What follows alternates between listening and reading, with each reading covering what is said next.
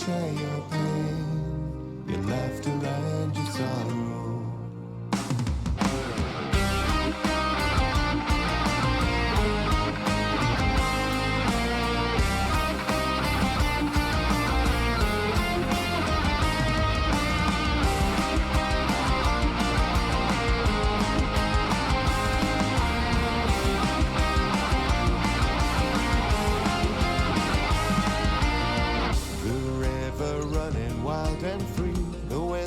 Fortune gently flow. There is a wonder in the weave, so many forks upon these roads. For a burden that is shared is much easier to bear. We will not fall to despair this darkest day. Whatever comes our way, whatever path we follow, I will share your pain, your laughter and your sorrow. And should we prove ourselves, lose ourselves, nothing's gonna send us astray. Whatever comes our way, I will be there. Whatever comes our way, I will be there to share your pain.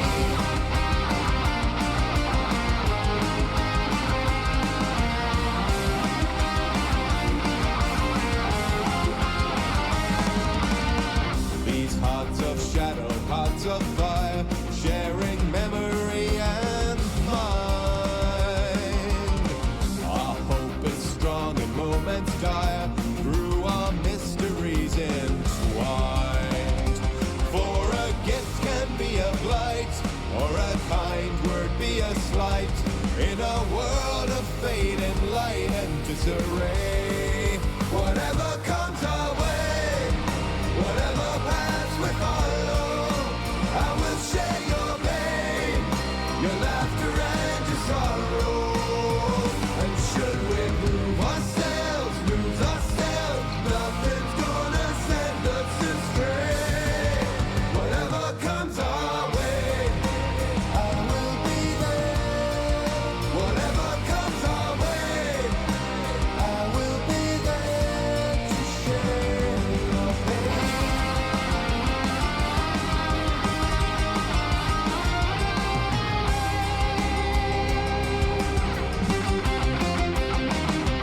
To sing a somber song of night, a belted ballad bold and bright face spins. To quell the urge beneath the skin, I'll take the gifts and let it inflict spins. For a burden that is shared is much easier to bear. We will not fall to despair this darkest day. Whatever comes our way, whatever paths we follow, I will share your pain, your laughter and your sorrow. And should we prove ourselves, lose ourselves, nothing's gonna send us astray. Whatever comes our way, I will be there.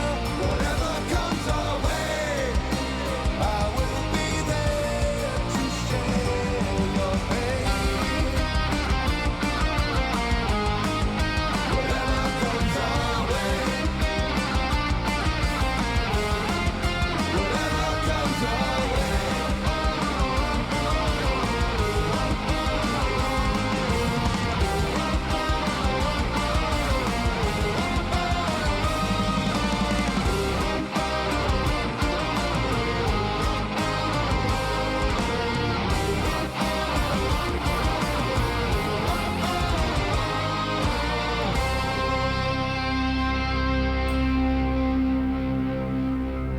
Ash will be at sunset. All right, and we are here. That's funny ass timing. Oh my God, we're here. That was like amazing time. Hello, everyone, and welcome to the 9th episode of Aetherpunk Birthright. All right, why is the music not playing? It's taking a slow time. Alright. So, would anyone like to give the recap?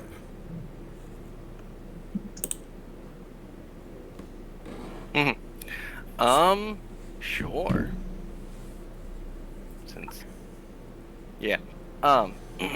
Last time on Aetherpunk, dun dun dun dun dun.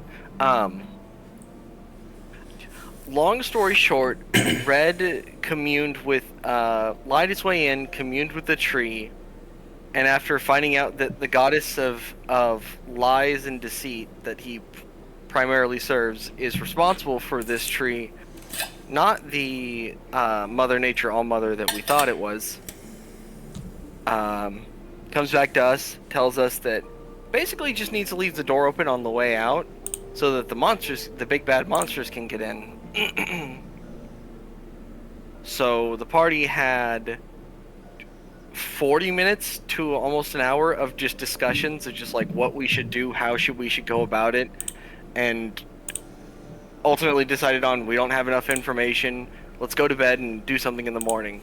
We woke up, we went shopping a little bit, we got some cool shit, found out that Message can talk to other dimensions, and Isabella's literally isekai'd.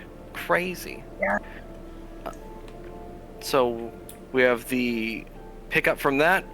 We have Kriv picking up a kobold later, as he's got a dinner date, and then the rest of the party, well, we're looking for whatever information we can find to continue trying to free the noble daughter.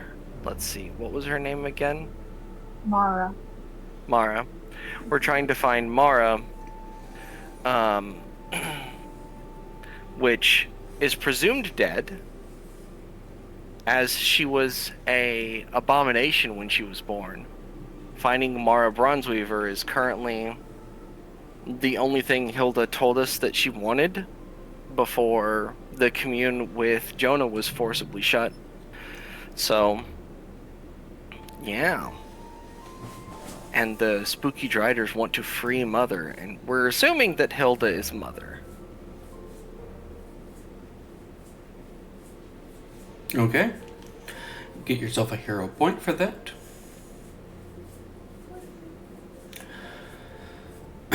So,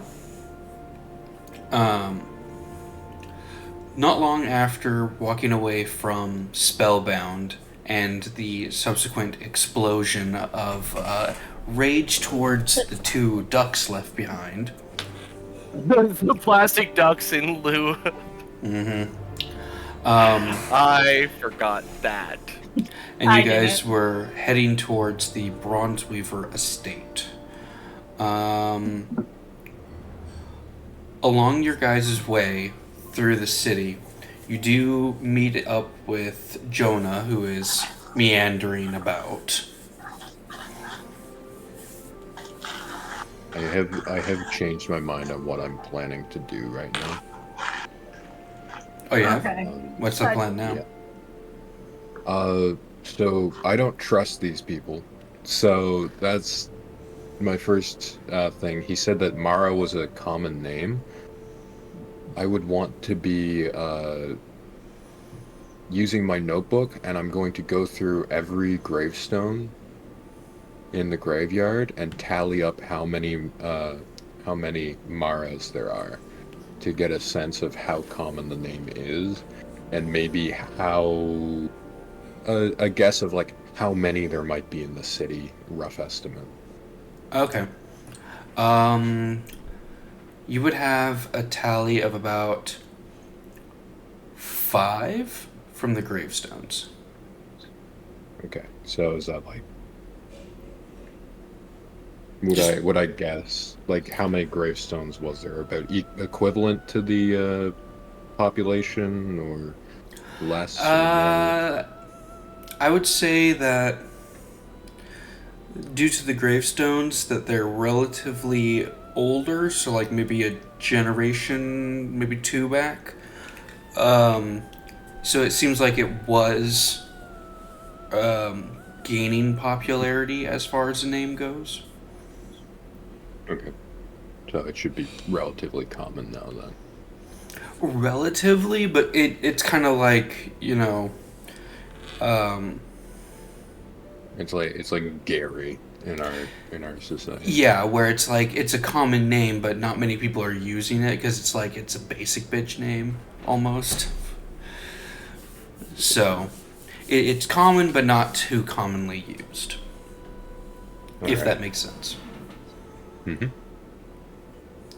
Yeah, so I guess I'm just walking back with my notebook, kind of like doing rough brain math, where I'm like, I don't know, I guess there's probably like looks at size of commune 20 people? Question mark? Yeah.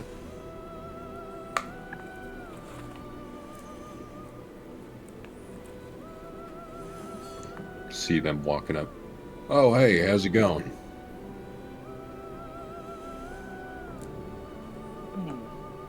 Hello, Jonah. Well, how was your morning? There was an amount of walking. Likewise. We found a magic shop nearby. An interesting little kobold seems to have an affinity of connections and different informations that we can call upon hopefully while we're here. They can even commission magic items for us, but they take several days to make sometimes. I see. That's one way to put it. I did some rough tallying in the graveyard over there. Just to get an idea of how many of these Maras there were in the city, maybe.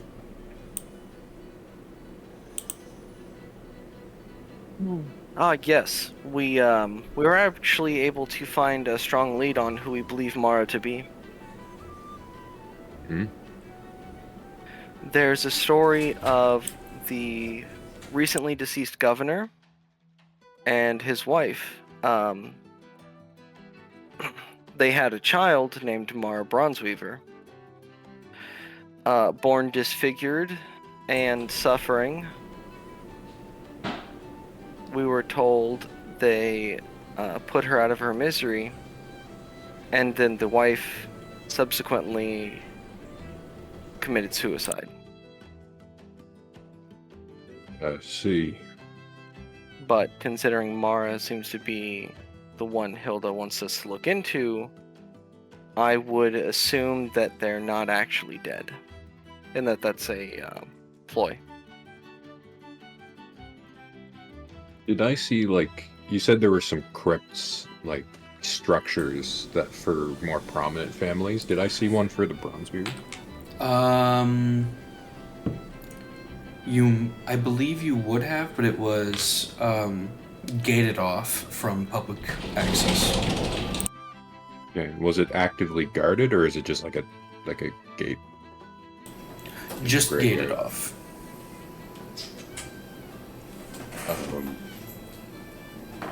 So I want to preface, I don't like this.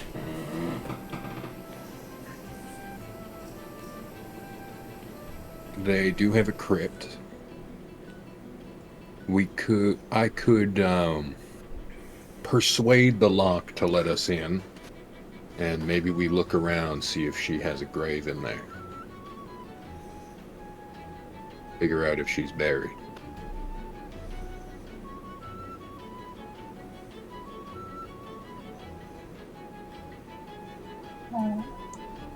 I both want to do that, but also, We're not digging her up. I am not doing oh, that. no!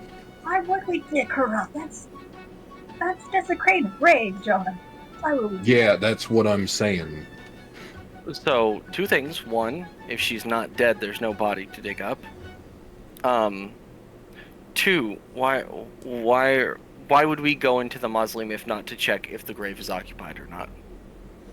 We don't know if anything's in there, then there's no point in going. Correct. I mean, we can check to see if there is one, and if there is, it can just be empty, but I don't know. Trying to think of a way that we can tell without digging her up. Well, aren't you able to communicate with the dead, Jonah? If not her, I could try, but Istrix might get mad at me again. that's true. I was like, any touch of divine here seems to, unfortunately, backlash a bit. Unfortunately, the old-fashioned way seems to be the most direct.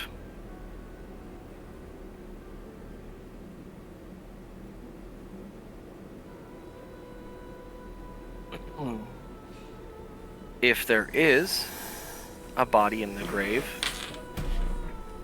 we simply, for lack of a better term, apologize, perform burial rites, and then close the casket.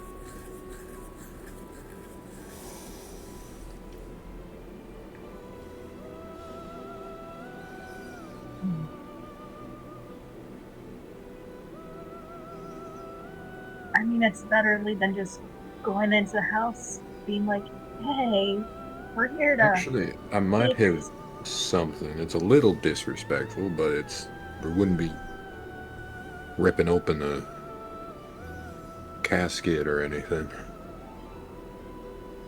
Oh, what is it? I could ask a friend to take a look inside and give a knock from the inside.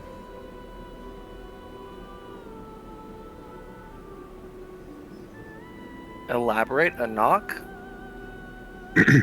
Well, you've seen me ask people to help me out, with the chisel on the wall, right, when it kind of just started floating and shit.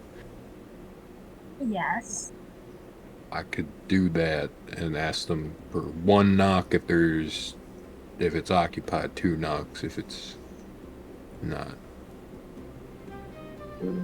That's Then you. better. So. Out of game, unseen servant does not specify I need to see it. It's just an unoccupied space. I'm assuming I could probably summon it horizontal, so they're not standing up.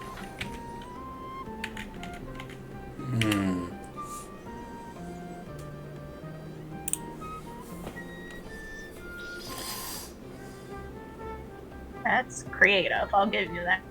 So. Yeah, just says within 60 feet. I have two questions for you, Jonah. Mm-hmm. First, you think it is more respectful to cast magic to make something inside a coffin than it is to open a coffin? Do you know what desecrate means? Because I do. Both of it is desecration, but at least we're not breaking the seal on their coffin and shit. This is asking another ghost to go inside and check, essentially.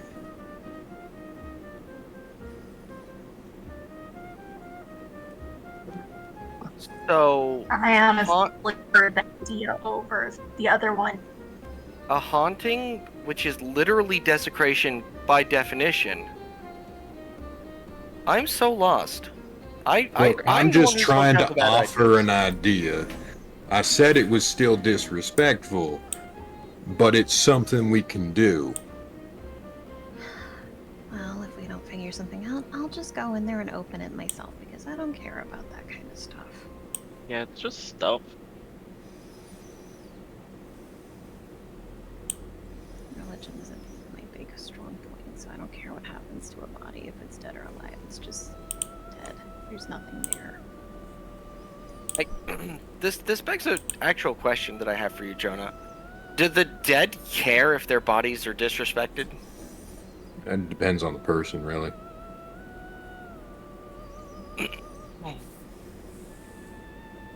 People are people. Some people die and they're like, They're like, yeah, fuck that. That's just what I left behind. I don't give a shit. Throw it in a wood chipper. I don't care. Right? Then other people are like, well, just treat me with What's a wood modicum of respect. Yeah, there was like this guy. He put a crank on like a thing. it was weird. He was a gnome. Anyway, Gnomes come up with some of the best toys. I don't think it was a toy, but it certainly was loud. Um, Either way, yeah, it just depends on the person.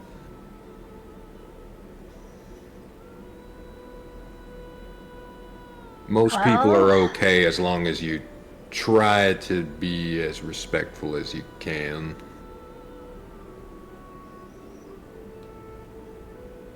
Or make an And I would attempt to keep some sort of sanctity.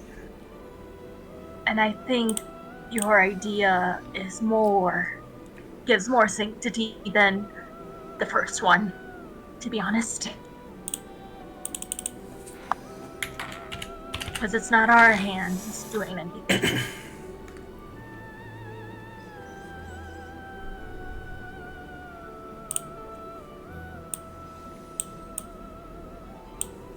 So we want to go check that out to make sure. I mean, I guess, yeah. Best case scenario, we go down, there's no grave for her at all, and we can say that she's probably alive and just leave. Exactly.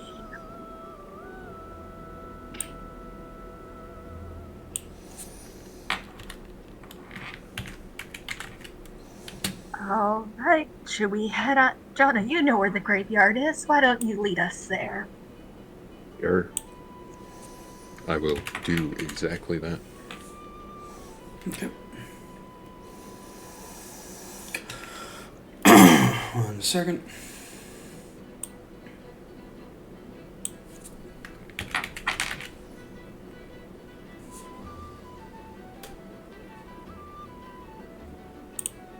Oops, that's the wrong button. There we go. Okay. So, heading back to the graveyard. Since it is still relatively early in the day, there are not that many people frequenting the graveyard, and it doesn't take very long once there to find the Bronze Weaver crypt. The gate is locked, but it is not a very tall gate, maxing at about 10 feet. So you could either hop the fence or pick the lock. Are people, like, still around, or that might see, or is it relatively, like, tucked away? It's relatively tucked away. If anyone would see, they'd have to be really close, and at that point, they're really close, so... Yeah, I'll just go up and unlock the gate then. Yep. Roll me a Dex Thieves check. Thieves Tools check. Alright. Yep. Easily taking out your Thieves Tools, you pick the lock and open the gate. It has a bit of a rusty squeak to the hinges, but that's kind of to be expected. Voila.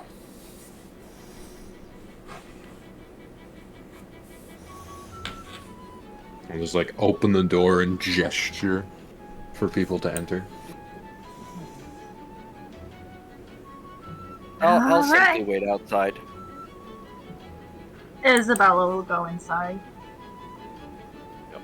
Scoot on it. Okay.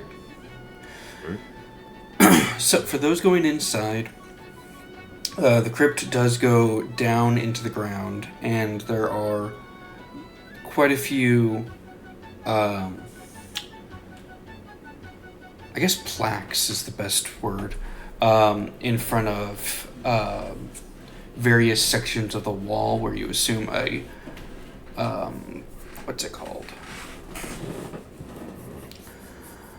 a coffin would be sealed inside. Going through the names, it goes back many generations for this family. But eventually you guys do find one that is probably...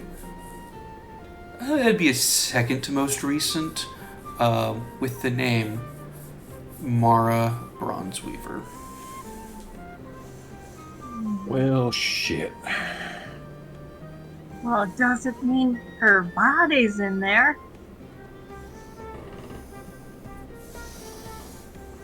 Put my hand on the top of the casket, or the wherever she is, right? And I would usually perform a seance to ask your permission, but that sounds like a bad idea with our current predicament. So I'm gonna do this so I don't rip open the top of your sarcophagus, like, pardon my intrusion. And I will cast Unseen Servant inside. Okay. And have it knock once if there is a body and twice if there is no body. Okay, 1 second. So then I gotta check for Unseen Servant. Cool. So you cast the spell. The Unseen Servant does not get a chance to knock, and instead, about a second and a half, about 2 seconds after you cast the spell, you feel that the Unseen Servant has left the range and has disappeared. Guys, there's a problem. I just turned around. So What the kind of idea. problem? So I have 2 ideas. One, my unseen servant got fucking kidnapped by some sort of weird ghost. Do I know where it went? Can I? Or it's just Are it's you gone? able? Yeah, it doesn't say I don't anything think about I you being am. able to I don't tell think I where it is. It just left the range of 60 foot and disappeared. Or, I think there might be a giant hole underneath the sarcophagus, and my unseen servant just went splat. That's, Well, so, okay, so yeah, that's, he's not in range Well- anymore. okay, if that's the case, I think it's time to open it. We should probably get Wouldn't you Madrash. agree? Someone get front. Madrash's Someone get Yeah. Madrash. I'll try to open this as Isabella goes to open where the coffin is. I'll walk to the door, Madrash. We got a interesting development. Go on. So I summoned my buddy, and he then plummeted out of range immediately.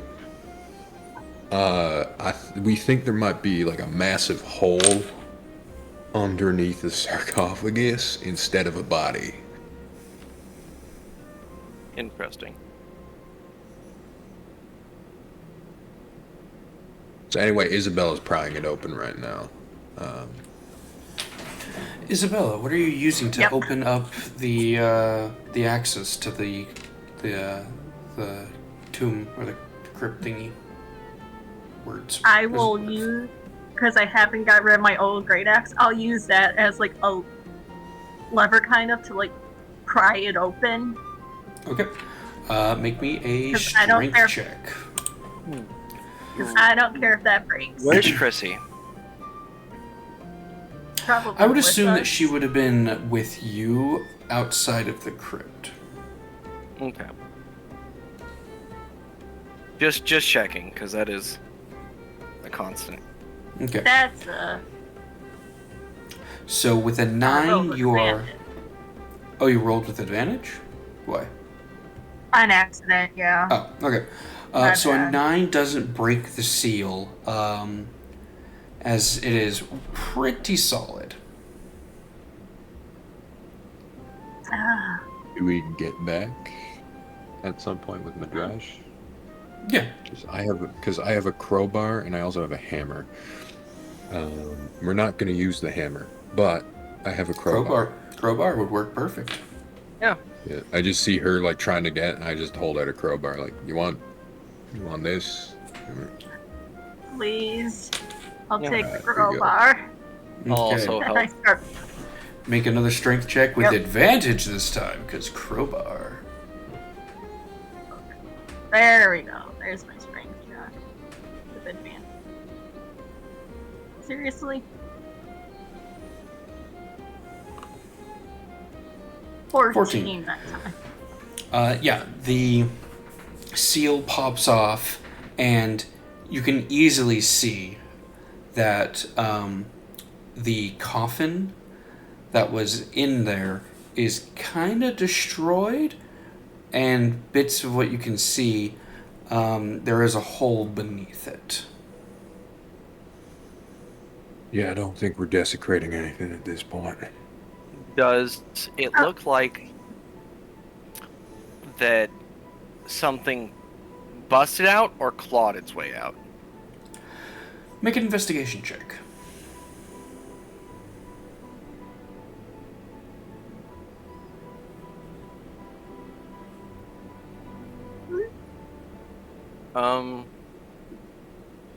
Who? That's a hole. Yeah, it's a hole. Alright. And I turn to Gleb and be like, Gleb, you think you could like turn into a spider or something and check out down there?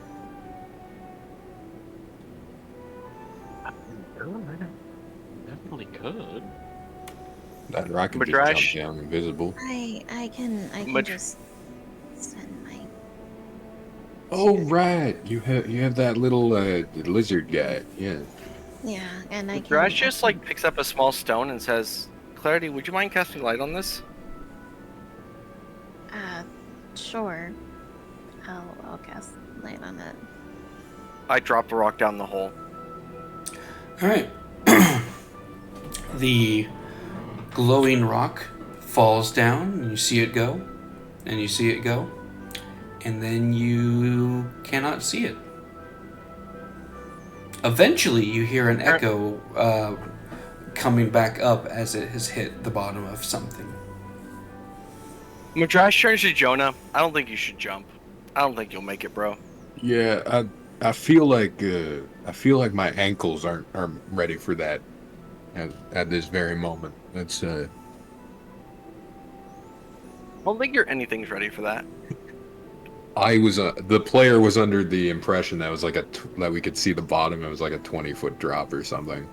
And I could just Well, like why do you think technically, if your unseen servant's like 60 feet and it left the range, it's more than that. Yeah. My brain kind of turned off. I didn't consider that. I just did. Yeah, Clarity, I think sending your little friend there is a good idea. Okay. Although I do think Madrash has a good idea.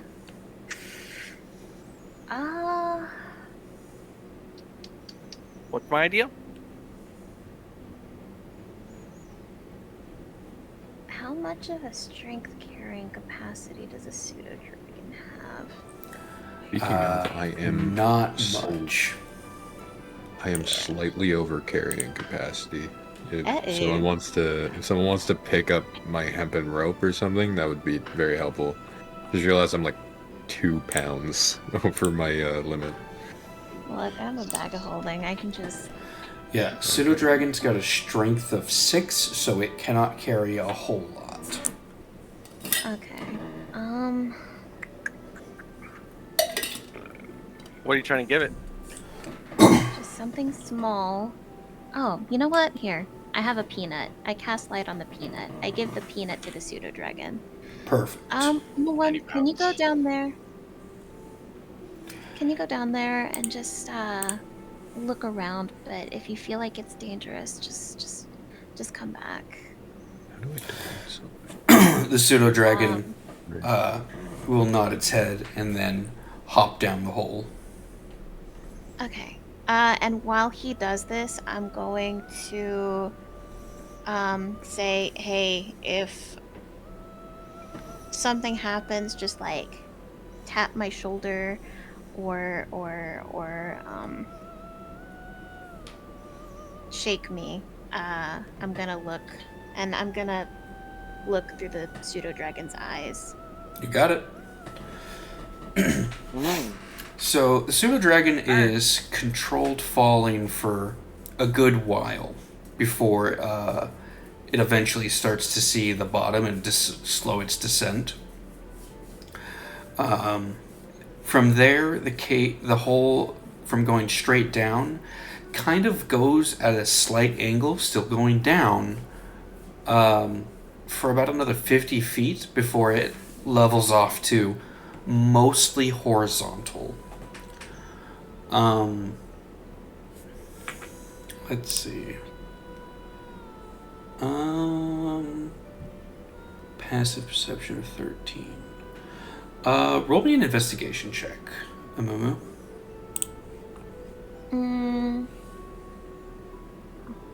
Okay.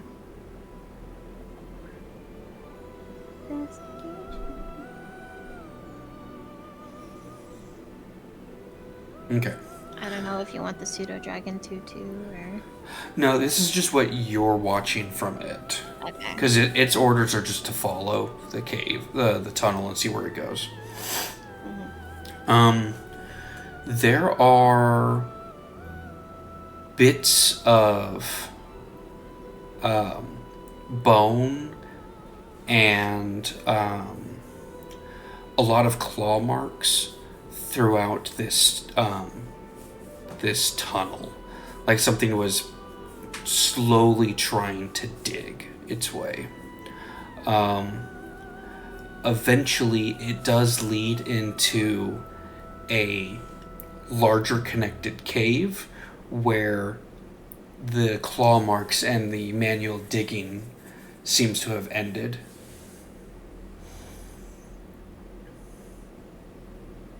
And it would appear that this tunnel leads back into the reef.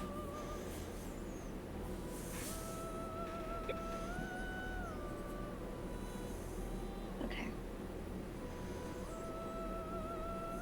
I think I can still talk Mm-hmm. while the pseudo dragon is doing its thing. So I'm gonna say, there is a bottom. It seems like there's a lot of connected caves. There's a lot of marks too. Something seems like it was digging around, but is that the reef? These caves go to the reef.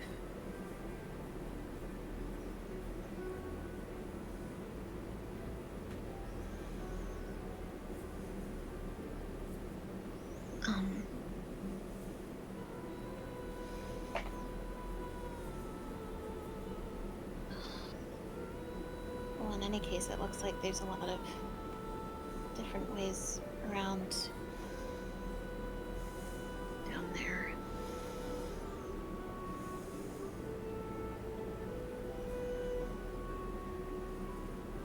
I really don't like this now. Oh.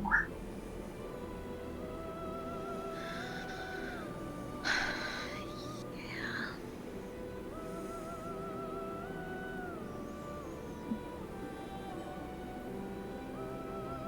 Yeah, I don't blame you.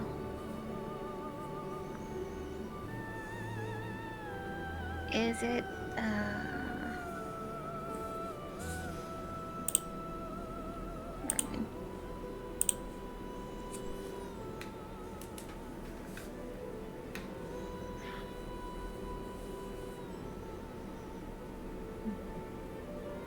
well, what would we like to do now?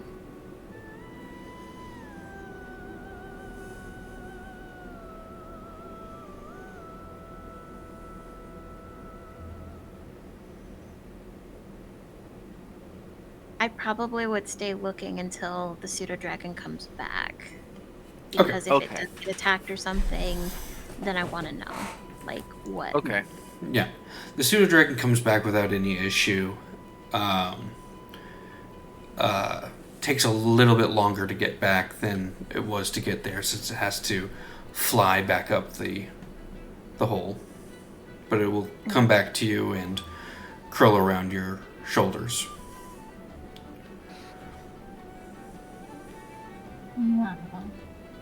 Alright. I appreciate your help, little one. Kind of give it a nice little rub on its head with my finger. It enjoys the affection.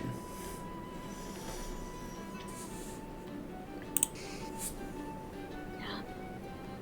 It's like some creature was down there. I'm not sure what. That leads to questions.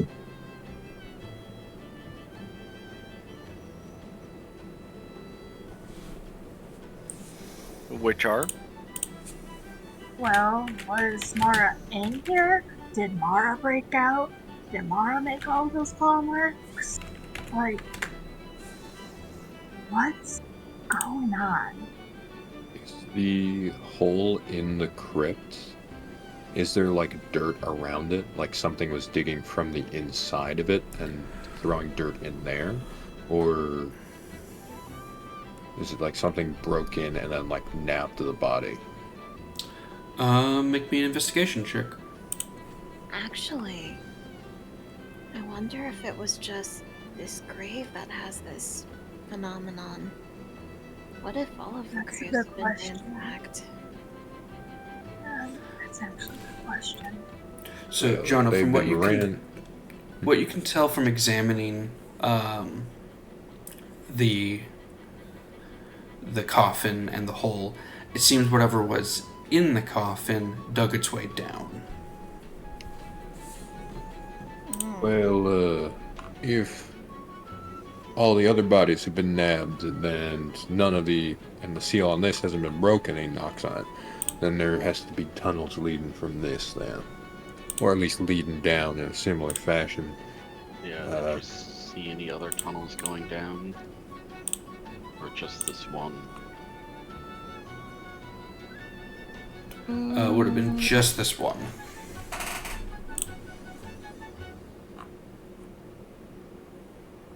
Fiona, can you do that unseen servant thing again, or no? I only had one in the area that was willing to do that. And he's a little tired right now. Understandable. I can't Yeah. ask too much too often. Sorry. I was just saying it would be good to check, because you just saw that one tunnel. Although that doesn't mean there aren't others in different directions. Madrash will hold out his hand.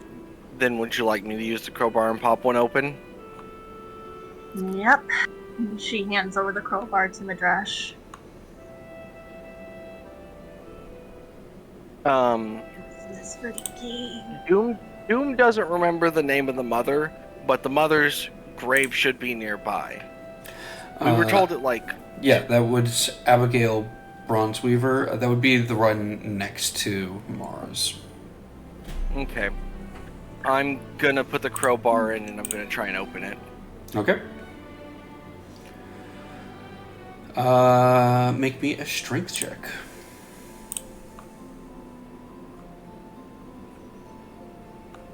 $16. Yeah, easily enough, you're able to pry open the seal and take a look inside. It is an undisturbed coffin. Good. Okay. Then, I will say a prayer in Celestial, and I will seal the coffin back. Okay.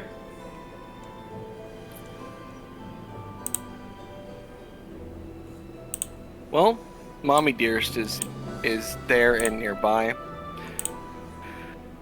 So it's probably safe to assume that most of these other coffins are undisturbed. So, just Mara. Just Mara. I mean,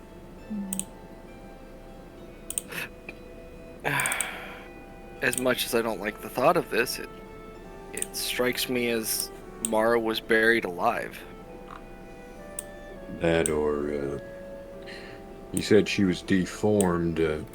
Perhaps she had too much exposure to the aether when she was born, and maybe they tried and kill her and bury her, and she survived, regenerated, finished the mutation, turned into maybe something like one of them spider people things. If she was like that, why would Hilda ask us to save her then? I don't know. Something's wrong and weird here. Agreed. Maybe. Do you think she could be the one calling for Mother out there? That was a thought that I had too. And she doesn't know her mom's dead. Maybe. She would have been buried before her mother killed herself. When I did see inside the sarcophagus, like it was a coffin within the sarcophagus, correct? Or would I have seen the body? There would have been just the coffin. Unless you Okay. open up the coffin. So I'm not gonna pry open the coffin. There wouldn't have been a need, because it would have been visibly apparent if it had the same kind of treatment. Okay.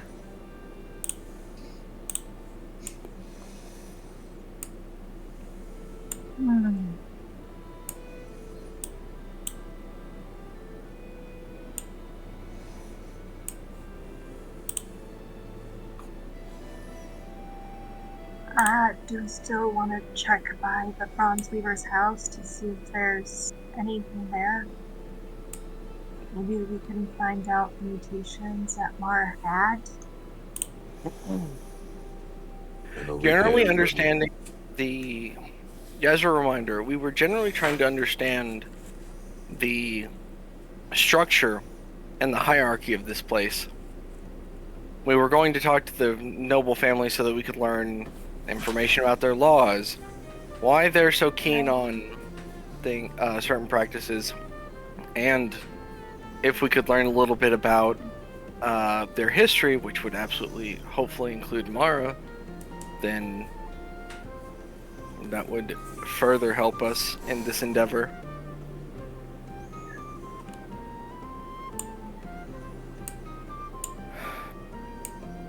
As far as I can see, we got 2 ways to go about this. I mean, we could go down this hole and look for tracks, or we could talk to them, see if we can dig something up. At the end of the day, I think we're gonna have to try and find her. My only concern is if we go down this hole, that's technically leaving, isn't it? And that breaks your yeah. deal with your god. Well, yes and no. I mean, we'd be coming back. Technically, you left the door open with the gate. You did. You left a point of entry, so I don't think this is technically breaking. I mean, I'm with just that saying. logic, why don't we just leave the hole as is, leave and let them lock the gate, the front gate behind us, because this gateway is now open and has been open. Well, I'm just saying. I mean, I could try praying and ask if that's fine. I don't want you to talk to her, respectfully. Look, I don't know, man. Okay, We don't have enough information. we don't. But this hole is a good lead. Can we get down there safely is the thing. Oh, we have We rope, can don't fit we? us. Yes. I mean, yeah, I got some rope too. Is the hole even big enough for us? Obo? Is the hole big enough for us? Yeah, Is the hole big enough for Madrash to fit through? it would be a tight squeeze. Okay. Like all the way down to the entrance into the reef? Yes. Okay. Well, if we can fit, we could get some supplies and then travel out. I still got some rations on me. I think before we go investigate, it would investigate this lead. It would do well for us to talk to the Bronze Weavers. The more information we have about this town, the less you will have to worry about this town.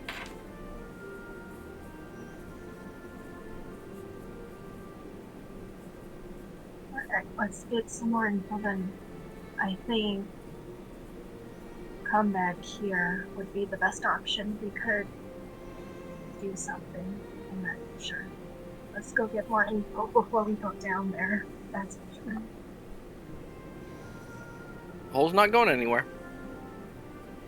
It's not. Don't jinx it. I don't know how this place works. I would not be fucking surprised at this point if this hole closed up while we were gone. He steps out of it. Let's go talk to some nobles. Yeah, well, if it did close up, we at least know that there is technically an entrance via the reef.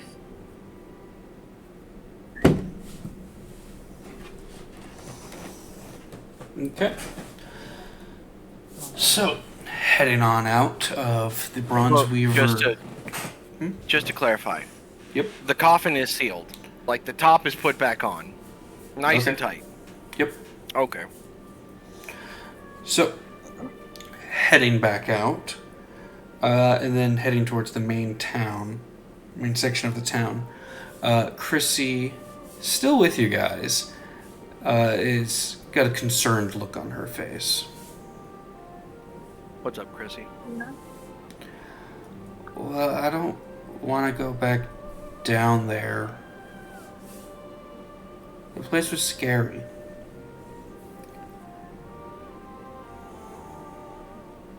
Yeah. Well, I'm not saying you have to go back down there, but I will say this. You have us with you. We have Gleb. Gleb can turn into a bear. That's crazy. Yeah, it's pretty weird.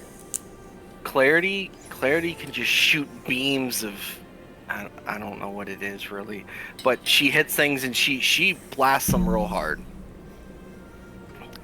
Isabella gets mad and she takes that battle axe and she makes chopped liver out of them. Almost quite literally sometimes. Jonah's got those pistols, and he puts a hole in whatever he aims at because he's got a damn good shot. And we've protected you this far. We're not going to let anything happen to you. And while we will do some things to try and do what's right, we're not going to do something that's going to obviously put you in danger. If you want, maybe we could set you up at the inn and have you stay there while we go investigate that.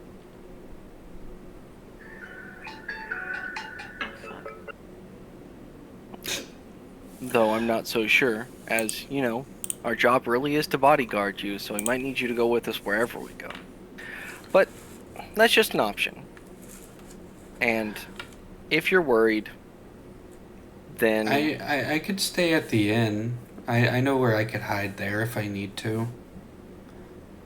Don't worry about the catacombs, kid. Ghosts can be scary, but after a while you learn that they're pretty calm a lot of the time. Besides, If you get worried, I'll just ask them to be nice to you. Madrash mid walk just stops, and guys, I just had the best idea I think I've ever had. We need to go back to the inn real fast. Do you want to elaborate, or is No. this like super secret? Okay. Oh my god.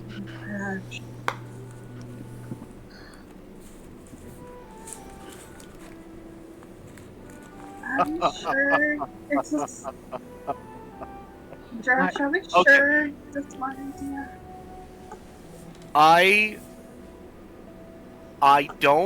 Okay. I know I've done a lot of things. I actually think I can't believe I didn't realize this sooner. So I'm gonna we're gonna 180 from going to the Broadsweavers and just Madrash is kind of gonna shove people back towards the inn. No, trust. And Oboram, Yes. when we're in Madrash's room, I would like to cast Sending on Chrissy's sister.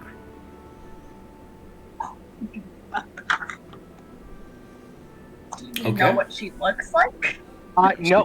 Chrissy can The draw. best thing, I don't need to know what she looks like. I met her. We spoke with her. You did? True. At the start, yeah. Oh, shit. Yeah. My brain is so wrinkled now. Okay.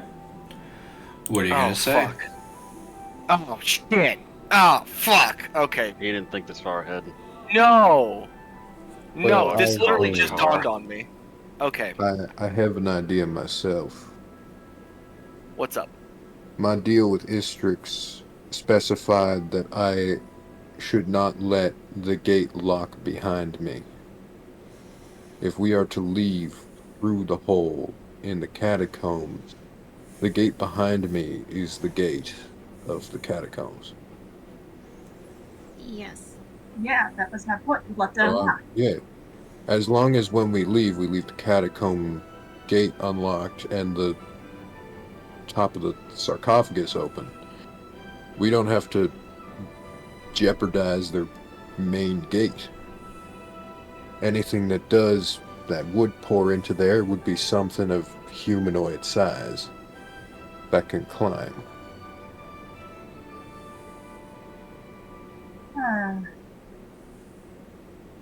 I'm more comfortable with that than leaving a gate open where a bunch of shit can come through.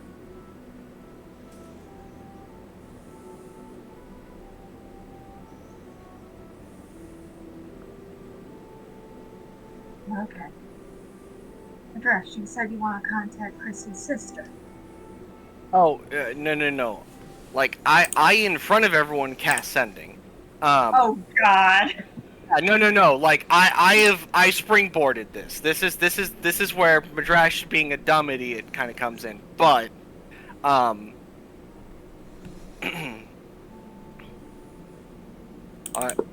someone's gonna have to keep track of my words and cut me off at 25, because I can't do both right now. I'm trying to be careful.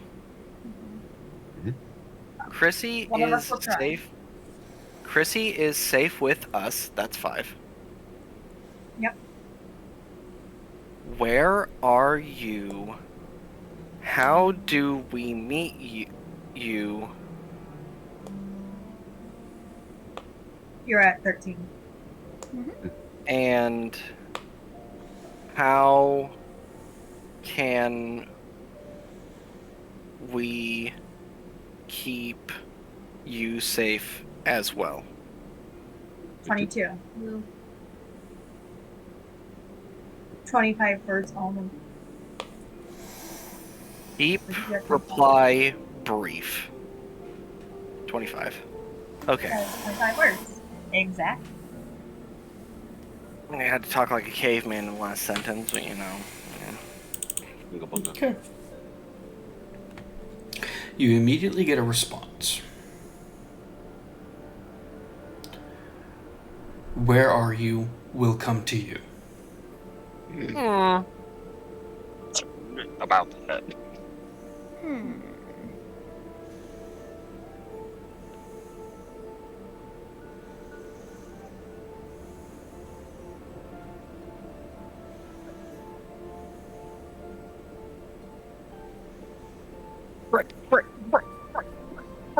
You okay with that? It worked. Okay, so Good.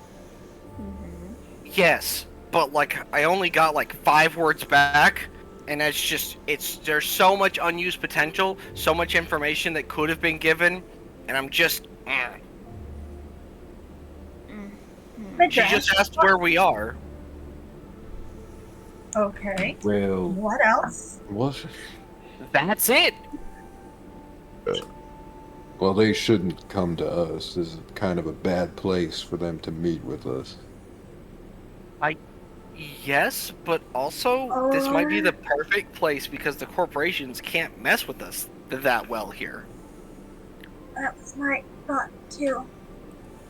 Yeah, but the problem is how are they gonna get here? Yeah. What kind of friends have they got that they can come down here and get here? I mean, I guess we got here, but I think we've been pretty lucky. We only ran into a bit of danger, and we were able to drop a giant wall on one of the problems. Mm-hmm. Almost completely avoided that. Nice, fine. Why don't we tell them where we're gonna come out of? Meet us there. We don't know where we're gonna come out, though. That's the problem. Our Thought we did. current plan of escape is probably through that catacomb hole back into the reef. We don't know where that goes. True. And then the question is, where are you guys gonna go afterwards?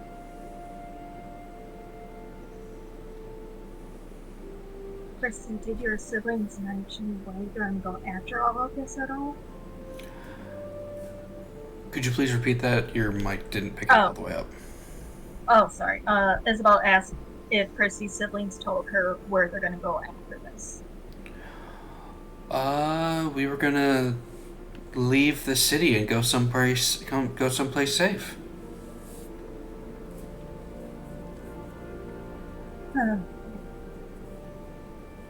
Where is this place?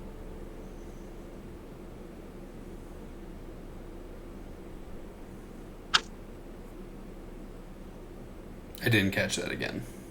No, that's just Isabel saying, like, where is the safest place? Oh, okay. She's just thinking out loud.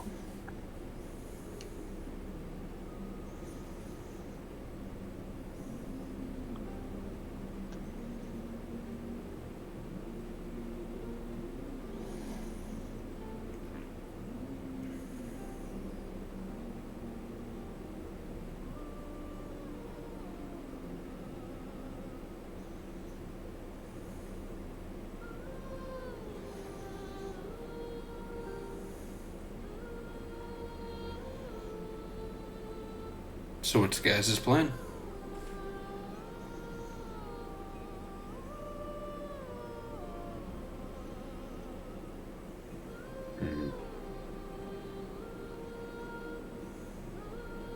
Do we want to even talk to the nobles now? Or should we just get some extra food and go?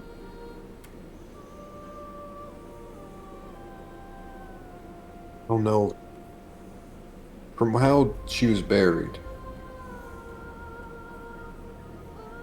and the fact that she dug out herself, I don't think she was buried alive. I think they buried her thinking she was dead, and then she came back. Or at least survived somehow, but they thought she was dead. I don't think any living person could have dug that hole. I've seen some crazy shit, man. Or I heard of some crazy shit. There's one that we say. An Mara, evil god Mara's turned a lady into a giant tree that now feeds this entire city with cursed apples. I was gonna say Mara ate an apple, but sure. Because Hilda asked us to save her. So obviously she can see through Mara. Well, she was a resident of the city for a while until they killed her. So I would assume she would have eaten an apple at some point in her life. Yeah. Or fed applesauce or something, yeah.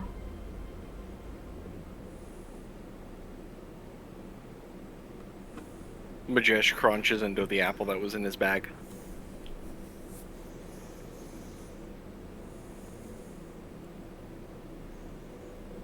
Yeah, I think You know, these apples are really good. my call is probably. I don't think nobles will know much about it. They might have some clues, but I think the best thing to do is probably get some supplies and go down that hole. And if we can find some tracks or find something out there, then that's it. And if there's a way to keep going and nothing we can find, I mean, dead end's a dead end, right? Right. I agree with that, Joe. I think that's our best option. And like, no matter what the nobles tell us, I mean, if we can't find her, we can't save her.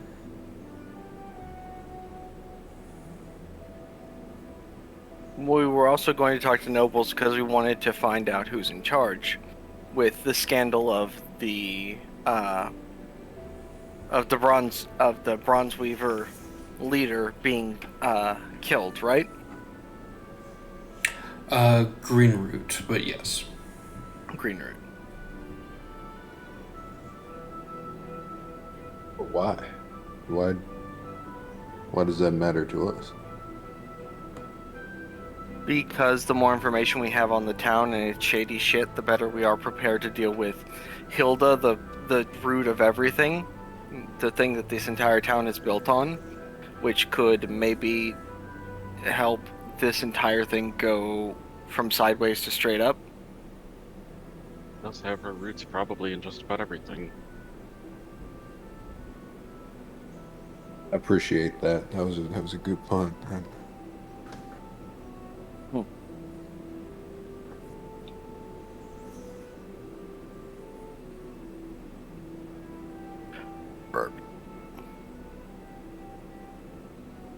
How about this? Tomorrow we stock up and we talk to the nobles. We find out what we want to find out, and that night we jump down a hole, or climb down, not jump. That would probably be not good for our health. So we're staying in town tonight, and then we're going down the hole tomorrow. Yeah. I think that's a good idea.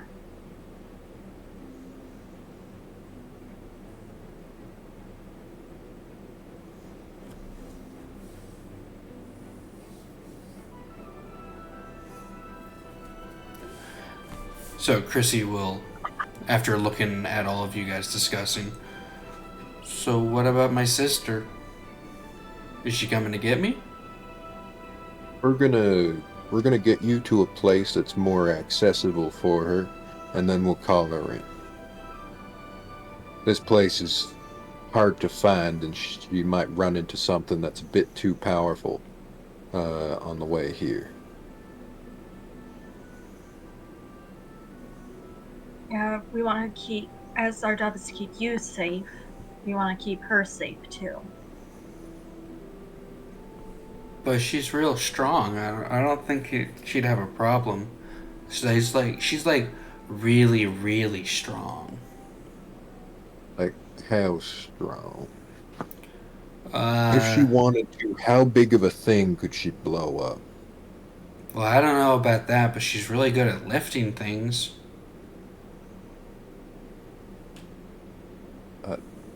I think you'll need more than lifting things to get all the way down here. Can she fight Chrissy? I don't know. I just know that she's real strong.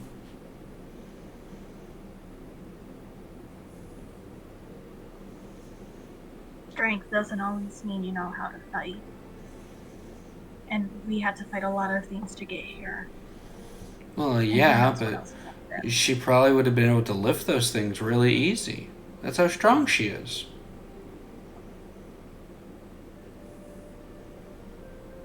Like the big And- scary robot, the big scary one with all the bodies on it.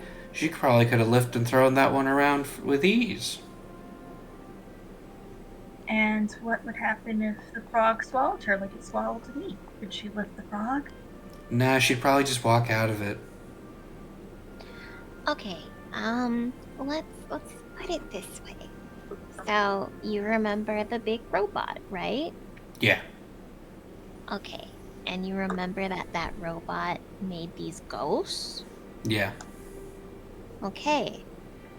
Ghosts are invisible, and you can't punch them, and you can't lift them.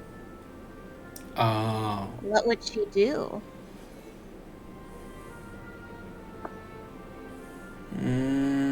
See, so there's a possibility that even though she may be really, really good with the frog and even lifting up the robot, there are things out there that sometimes lifting things and punching things don't fix. Okay. The problem, Chrissy, is we can't be sure that she has a group of people like us with her that can cover situations that she's not prepared for. No, I think we can't be sure she doesn't. They want information on what's happening with Chrissy. So, I have a question for you, Chrissy. Okay. Is there any secrets? Are there any secrets or code words or things like that your sister taught you? Yeah. When I reach out to her, I'm going to ask her to tell me a secret or a code word that she told you. So I'm going to need you to tell me if it's right or not, okay? Okay. Okay. Do we need secrets and code words for a telepathic message? I mean, it confirms she actually wants Chrissy safe. It's All right. it's not about like encoding it so that someone else can't intercept it. It's so that we know that this is the person we can trust with Chrissy. Well, so is the idea that she might be being mind controlled? Or, I mean, I don't think you can send a message to somebody and have it not be the person you're looking for. To clarify, my concern is that the person we met isn't Chrissy's sister. So this proves that it is Chrissy's sister, because we haven't had this person and Chrissy in the same room at the same time to say, that's my sister. I see. If there's a secret, then that proves it. So you should also ask her to define her and her group's capabilities, at least briefly. But that's... no. That's not No. going to work. Why not? Can you describe all of our capabilities in 25 words or less? Yes or no? I mean, ask her if she and her group have the ability to survive here. Why would I do that if I don't know if we can trust them to come down here? Because I if mean, they like, can and they over work with the time. corporation, I can't do this over time. I get very few shots at this. Well, I don't know how your magic works. I thought That's you could why just cast the spell over and over again. There are limits to magic, Jonah.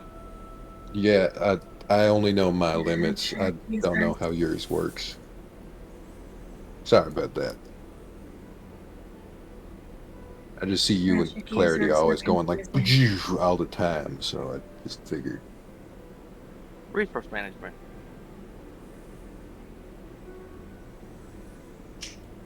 Yes, Isabella, you were saying? I was just saying magic users and sighing. Because unlike everyone else, I don't have any magic at all. I just get angry. You got a pretty ring. Oh yeah. I forgot I just got this ring. Magic casters. Signs.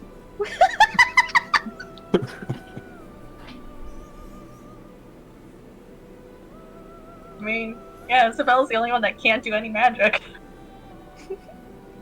Now you've got minor illusion. You're a magic caster now.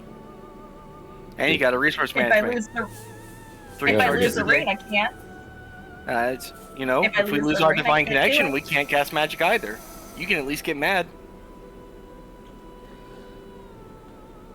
Alright. So, Madrash, are you gonna message Chrissy's sister again? Tell her this place isn't safe. Just contact her later. And tell us a secret only Chrissy would know. Because we have to make sure we're actually talking to her sister.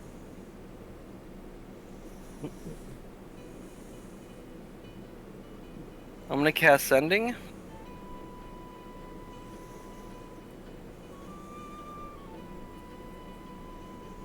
Alright. And I'm going to say...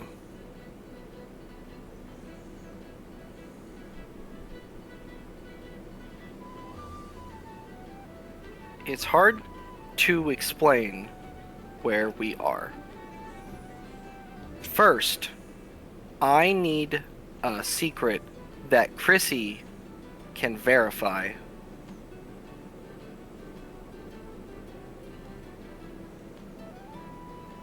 And I need to know if you can handle danger. That's it. Handle it at 25. If I counted right. Handle is 25.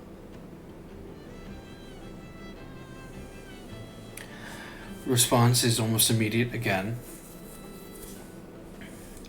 Blue jay in the barnyard. We can handle things. We know people. I'm gonna lean down to Chrissy. And telepathically, I'm going to tell her the phrase "Blue Jay in the barnyard," and out loud, I'm going to say, "Is that a code from your sister?" Well, that's my favorite book.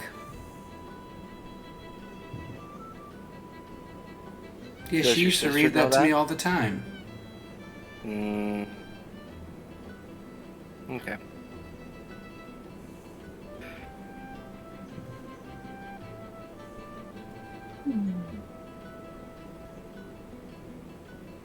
I've got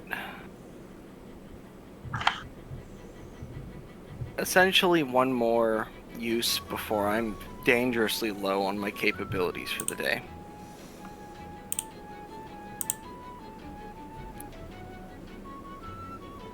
They say that she says they're capable.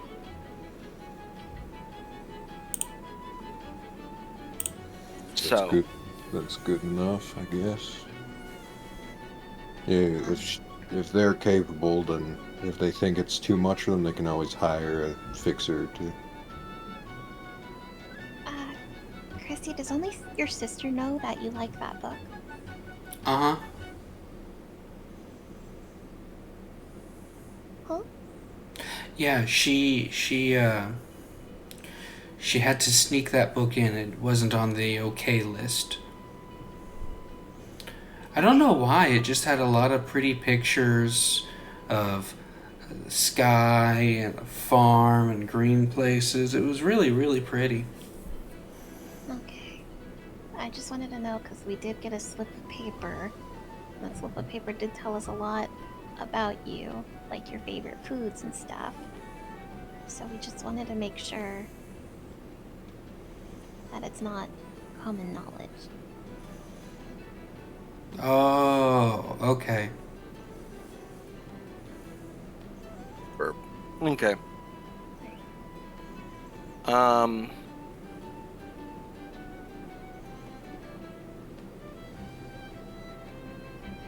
So this immediately changed.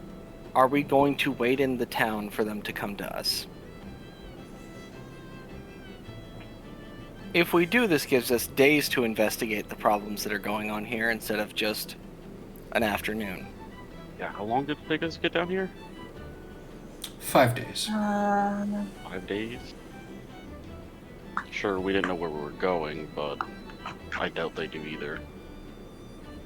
I doubt this place is on a map.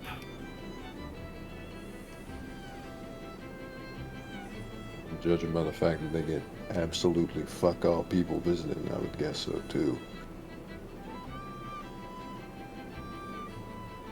Especially if they were on a map and they heard about golden apples that can feed you for a full day off of just one, and I feel like one of the corporations would want to steal one of those. I mean, there are uses for, what is it? Those little berries that can feed you for a day. Oh, Yeah, the ones those that ones. Gleb makes? Mm-hmm.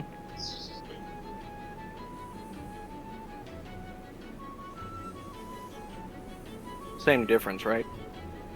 Yeah, pretty much. I don't know. Feel like a corporation would be like, oh, we can get apple flavor, and then like gouge the fucking nobles for a shit ton of money for like just different flavored meal substitution bullshit. Yeah. Disgusting, but understandable.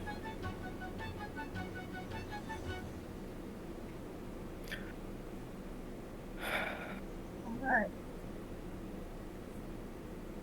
And if they come here and we wait for them, it's an additional precaution for Chrissy too. You can let us leave her here as we go investigate down in the tunnels.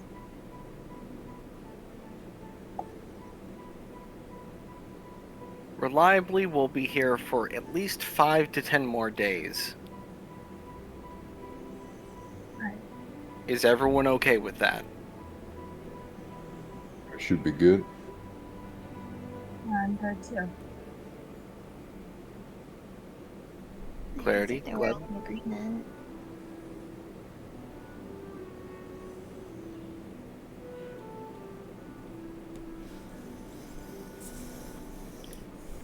Gleb?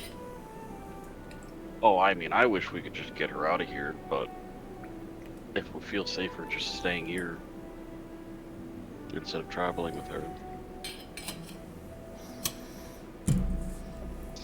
then sure. What is the name of this city? Meridian. Meridian.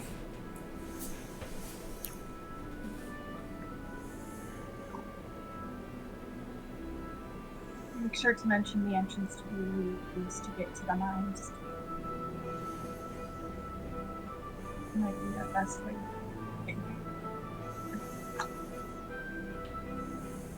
Where did we enter?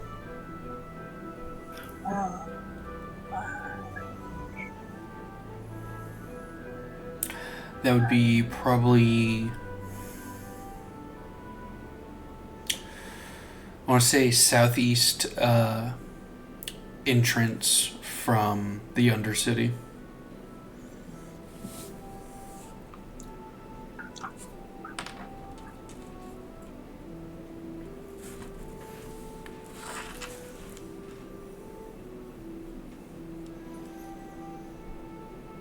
I'll cast sending.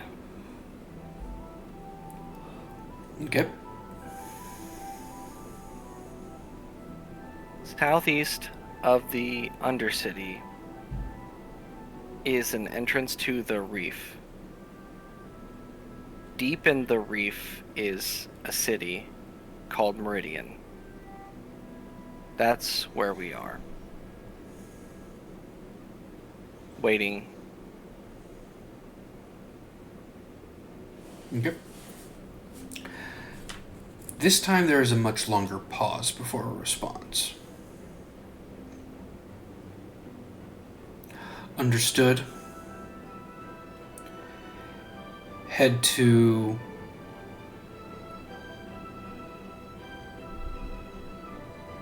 Hold on, I gotta think. Head toward Eastern Apartment Center. Meet with Francis.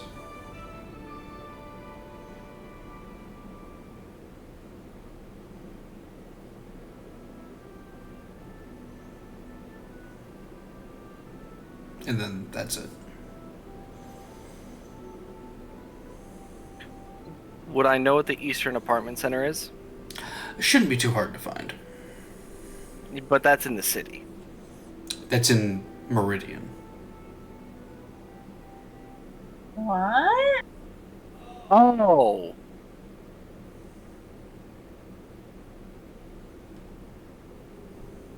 You... Okay. They got contacts. Madrash is gonna straighten his back and just like stand at full height. That's unexpected. What's unexpected, Madrash? I think they have a contact within the city. They might know where Meridian is.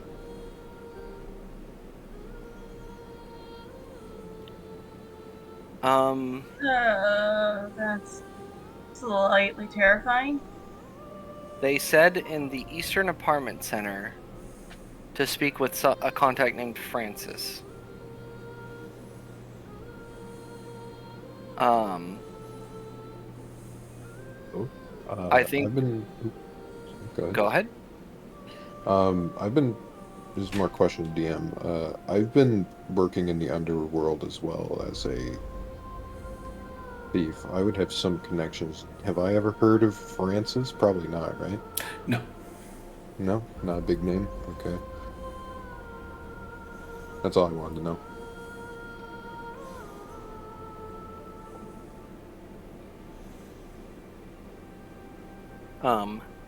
Well, that's very unexpected.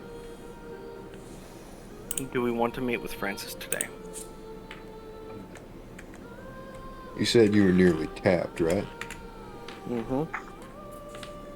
I think we do that tomorrow then. Yeah, in case things are bad. I don't feel really safe bringing Chrissy there. At least not initially. So,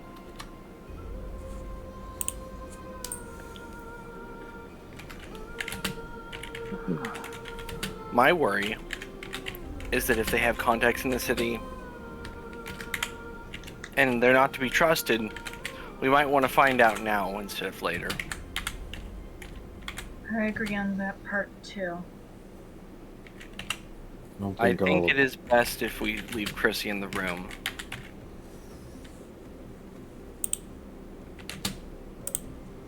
My only concern is this Francis person might not be their only contact, and do we all go to be safer, or do we just send some of us who can escape situations like that quickly? I think we should all go. If it comes to escape, I know a trick for that now. Alright. And I can put Chrissy on my broom and have Chrissy just fly away. No, I can Chrissy tell the not broom stays to in the taking go room. Chrissy. somewhere. Chrissy stays in the room.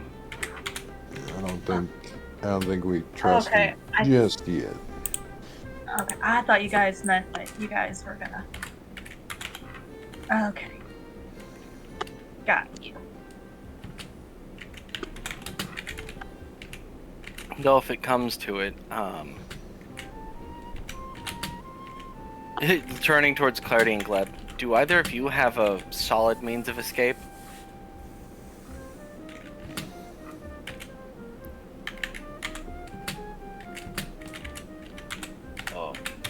Myself. Sure. Okay. Clarity? Solid means of escape, as in just from here, from. From a fight, should one break out. If they turn on us and they have some goons, we have a way to get out. Let me see. Yeah. Probably not as good as other people. Then Yeah. I would ask that if you intend to use the broom, Isabella, that you grab Clarity. Okay. I mean, I can run a bit faster now. Clarity can just use it by herself. Does that impact the performance of the broom? The broom just really goes by weight, so Clarity would just have to tell the broom where to go, and the broom would just zoom there. Mm-hmm. Would it be able to handle you and her at the same time? It won't be as fast. That's the question. Okay, so it will slow down if there's two people on it. Yeah. Okay. Wait, really? It can carry, if it's carrying over 200 pounds, it only moves 30 feet, but if it's flying, speed's normally 50, so I'm fast. I'm probably, with two people, it will probably be 30 feet. I run faster. Oh, huh. So I didn't Clarity know. would be better off on her own. On the broom. Yeah, that's just unfortunate. I thought brooms were,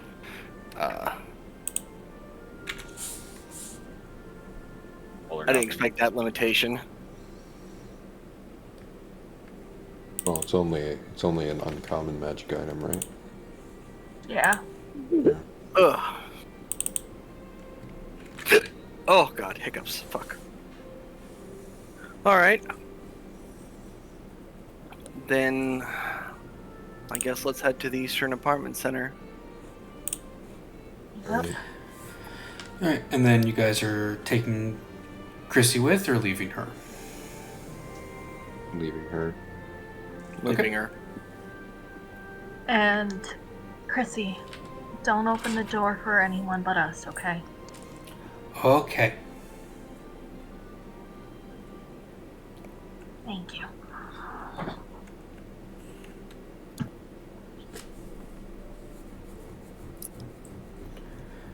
Alright. So, heading out of the inn and making your way towards the Eastern Apartments. Getting directions is easy. Once at the apartments, inquiring about anyone by the name of Francis, you guys are directed towards one of the apartment rooms. And once there, you guys can hear an attempt at singing. Right, who's knocking?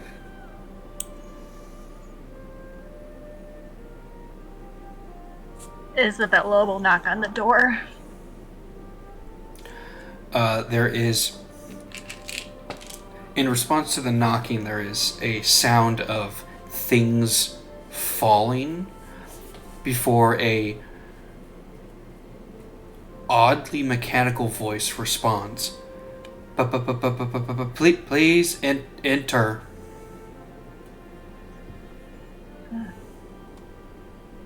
We head inside, Thank I guess. Not surprised about that.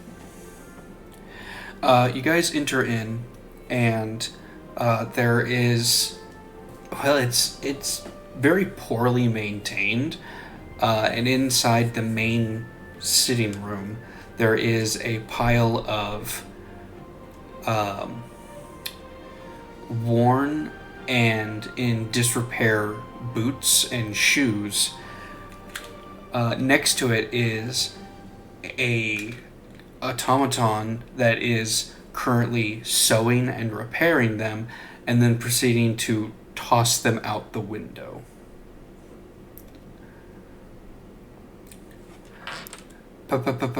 Please make yourself comfortable.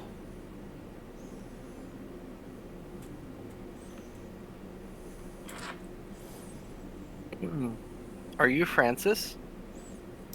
Yes, Francis, designation correct.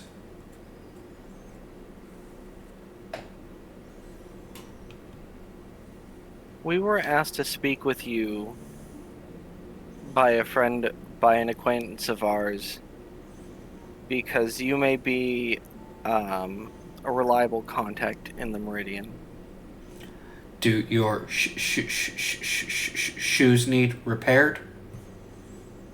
No, we're trying to run away from and stay away from Mandala.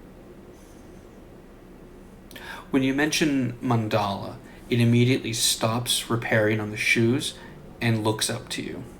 You can see underneath the hood that it's wearing, that's kind of covering its head, there is a singular eye that is slightly glowing as it begins to push itself up on its arms. These are some fairly long mechanical arms, and it walks over to you.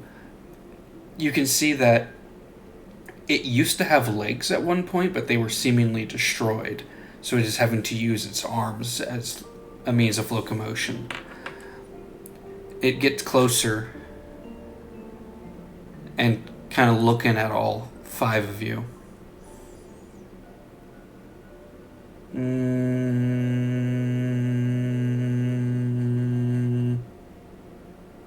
Yes.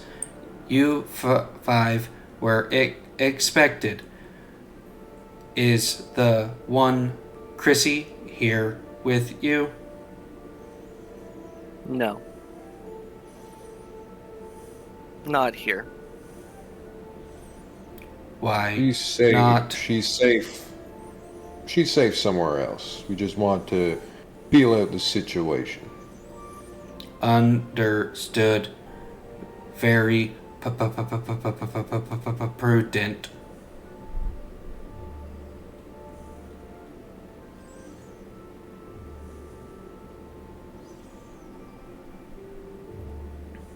Francis, I have a question, if I may. It tilts its head towards you in a questioning way. Did you used to be like Chrissy?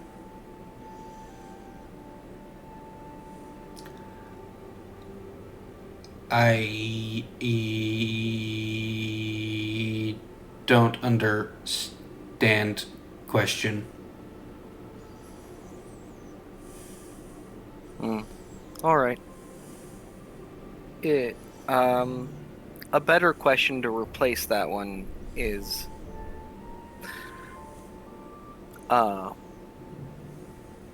what can you do for us and what can we do for you to help Chrissy the best? Leave Chrissy here with me. Then other awoken will come collect. Awoken? Do you know? What are the awoken? Those free from program. Awoken to new life. Are you awoken, Francis? Indeed.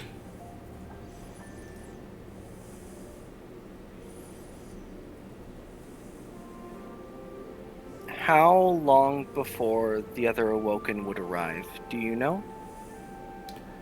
Unknown. Known. A few days, perhaps. Then, Francis, we will be back every few days that we can to check in, but we were tasked with keeping Chrissy safe, and we think she is safest with us right now. Is that acceptable to you?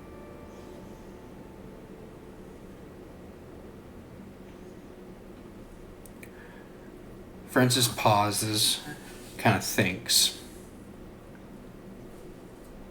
How can I earn trust?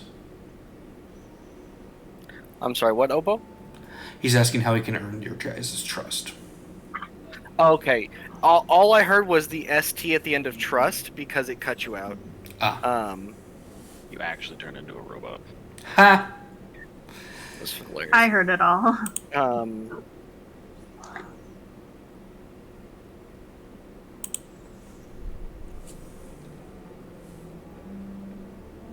I don't know how you could.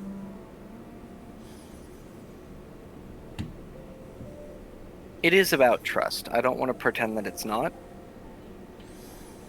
But it's more than just trust. Because even if you believe you are doing something good for Chrissy, like we believe we're doing something good for Chrissy, if a mistake is made, we don't want something bad to happen to Chrissy. Let's put it this way. It's not lack of trust, it's perceived requirement of caution.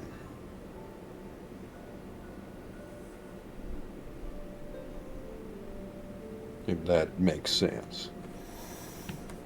Understands.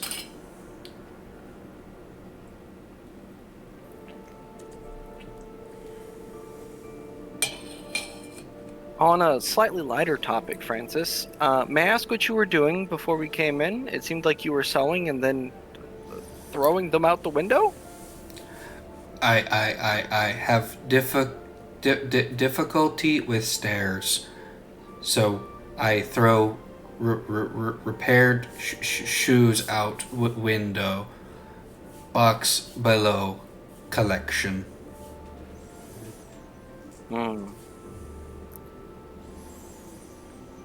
How long have your legs been...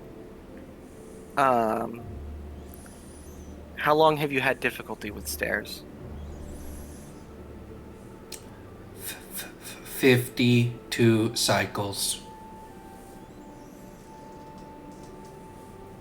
How long have you been awake, Francis? 52 cycles. You're some of the last people here, besides us. What was that? You weren't some of the last to arrive besides us, because they mentioned 50 years ago, there were some people that arrived. If I remember correctly. Francis that's a good catch. has always been in Meridian. You have? Looking at Francis, do we get can we gauge or try to guesstimate at what his original function was? Certainly. That's an easy check, because on his chest is his model and make number, along with the designation there. And it reads off as... 1 second. DA-11 digging model.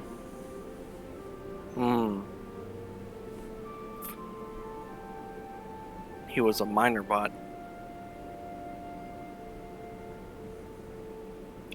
Yeah. I think it's pretty major.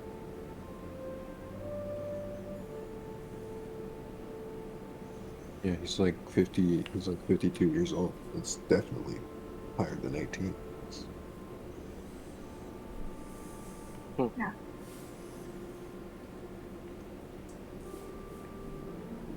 Hmm. Hmm.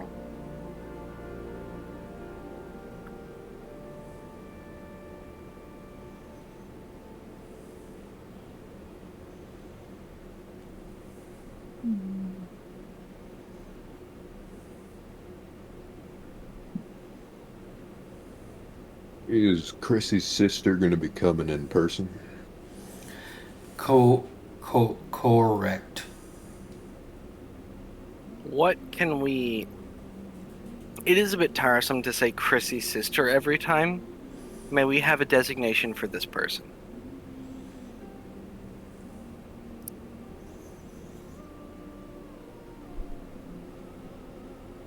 It's thinking for a bit, and there is definitely the equivalent of dial-up sound as it is thinking.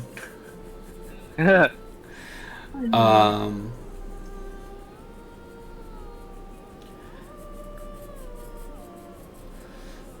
I just imagine, like, whenever he's thinking, he sounds like a fax machine. yeah, kind of.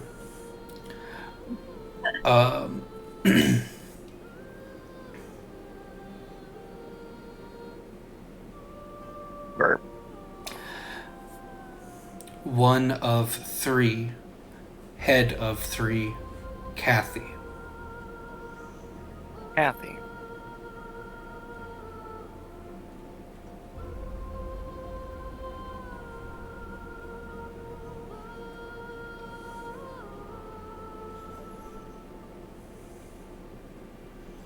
Right. Well, I'd very much like to meet this Kathy when she arrives.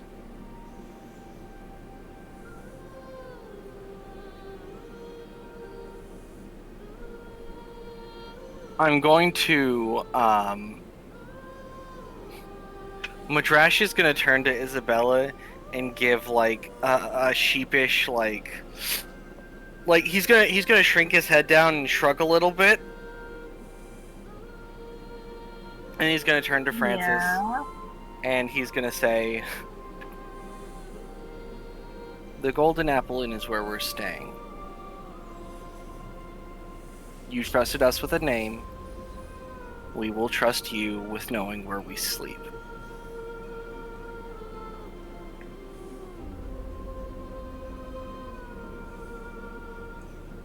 It just stares blankly at you.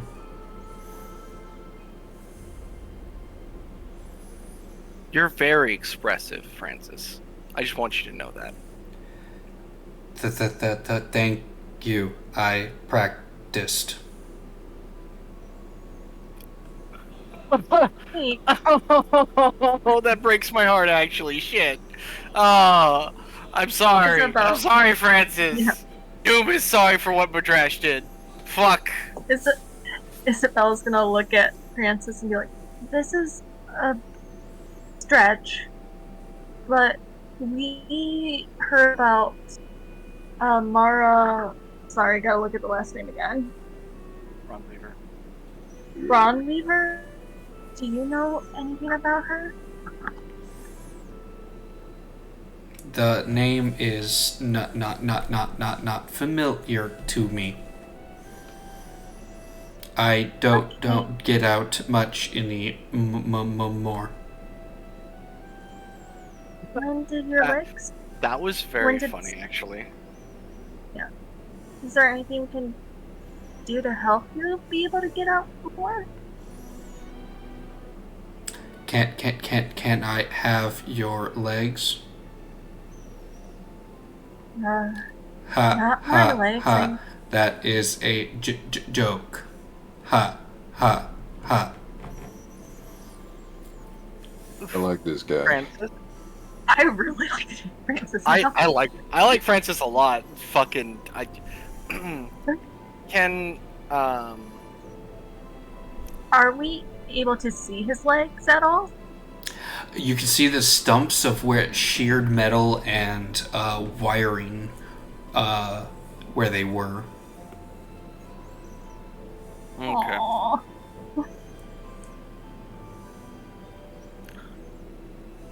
I was gonna wonder if we could repair them for Francis. It, like, legitimately, I'm scared that we're gonna run into another digger bot, like a broken one with functional legs, like just before we get out of the fucking reef, and our dumbasses are gonna be like, "Well, we're gonna go fix Francis," and we're gonna travel like 4 No. days through hell. No, back we're to fix- not. Well, Jonah Yes, might we not, but, are. like, you're gonna get dragged, buddy. Oh, It's for fucking- fuck's sake. Yeah, no, this is Moblin or Goblin. Gonna spend 4 days repeatedly getting knocked out by Isabel as you drag my fucking lifeless body Hey, to Meridian. Isabella would knock you out just to do that, yeah. Hey, just say, you do have a magic flying broom. You could show them the world.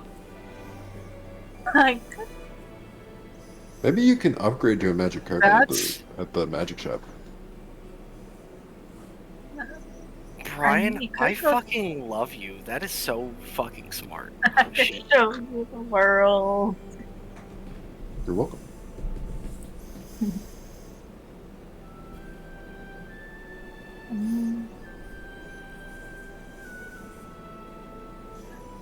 Francis, have you seen any other models like yours nearby that might have legs that you could put on yourself so that you could walk again?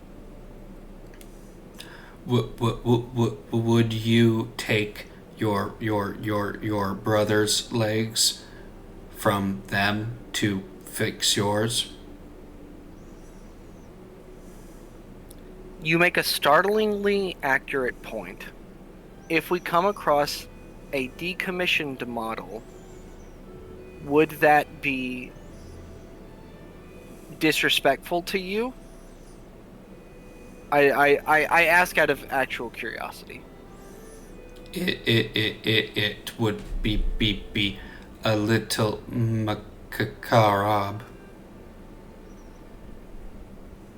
Can you still move your stumps at all? His stumps begin to wiggle with a Have you bit of a considered- squeak. Have you considered, while they may not be as good as other legs, some stilts or something? You could support yourself with your arms as you walk. That has been attempted. Children made fun of me. Sometimes children are the worst. The cruelest of creatures. Agreed. When did you lose? Where? Do you know what took your legs from you? Yes. Falling Oh. rocks. Ah. Would the materials that your legs are composed of still be nearby? That they might still be in the cave. We may not be Where able is this to. thing? We may not be able to fix them ourselves, but if we brought them into the city for a blacksmith, maybe they could help the metal achieve a shape to where you could repair yourself. That would be appreciated. How far from the city did you lose your leg? 'Cause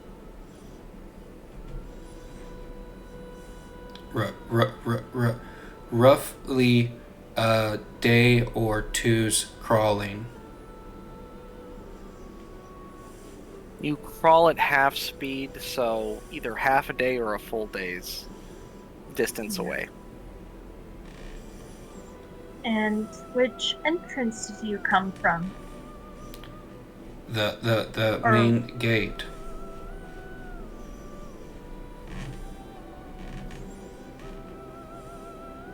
Did we unknowingly pass his legs?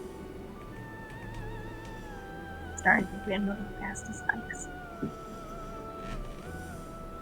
To be fair, Hikari, they hadn't spawned in with the world since this NPC didn't exist at the time, so the coding's fine. Is it- We're yeah, fine. we Yeah, didn't start the quest yet. Yeah, so they didn't So- spawn in yet. That's more Isabel being like, did we unknowingly pass some random robot Oh. legs? Also, I want to remind the other players, Jonah can't leave without breaking can't leave the main gate without That- breaking it.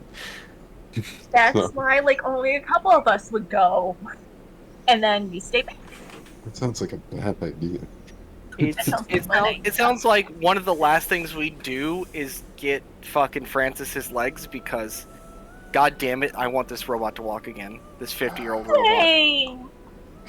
If we break the door when we leave, right, even in like a covert way, are we going to be welcomed back? That's why we leave through the catacombs. Look, the best thing, Jonah, the best thing, Red, is that Jonah will just stay to babysit Chrissy while everyone else goes. It'll Sure, be the that's fine. adventures of Jonah and Chrissy, Oh no. and then That's a us bad idea. without guns. Alright. Yeah, You're yeah. gonna teach her blackjack, but like we're not gonna get ambushed because you shot a gun in a fucking cavern. Fucking crazy. I have Yeah, a bone, blackjack. Definitely not how to speak to dead people. Yeah, she definitely won't be like praying to Istrix when you come back. No, She better no, not she be. wouldn't. She wouldn't. Isabel's gonna do more than knock you out. You come back and she's praying to the god of deceit. Just saying. No, if it's anyone, it's probably more die or the other one.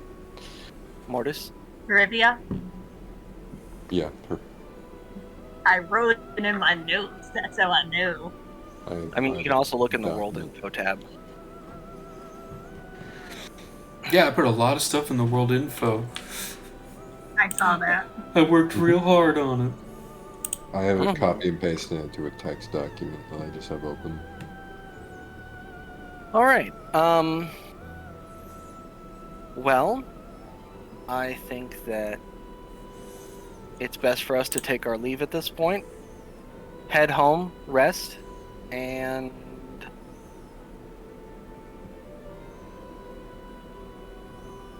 finish our day. Tomorrow we have a big day ahead of us. Yeah. Thank you, Francis, for your hospitality. We should check in between 3 to 5 days from now. Understood. Oh, no. Francis will then return to repairing boots.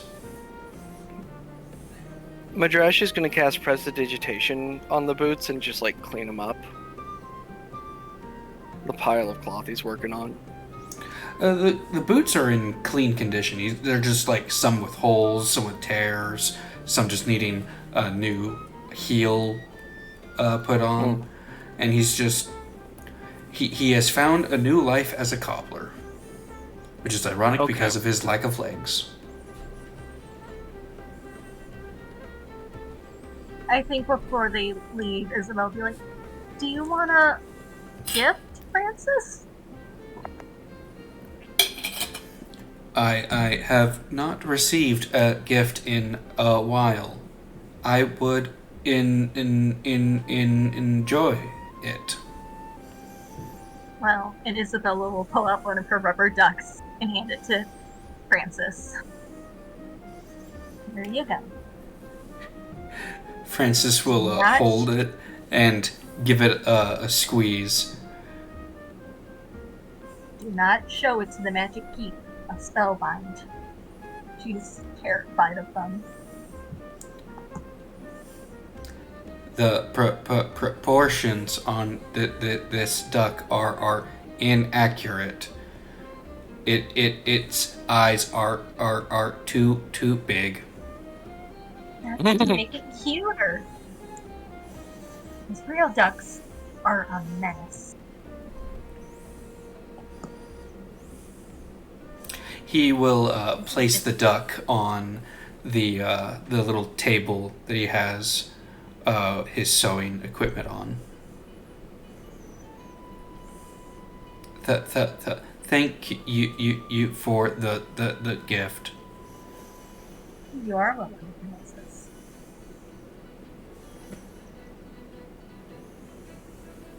Alright.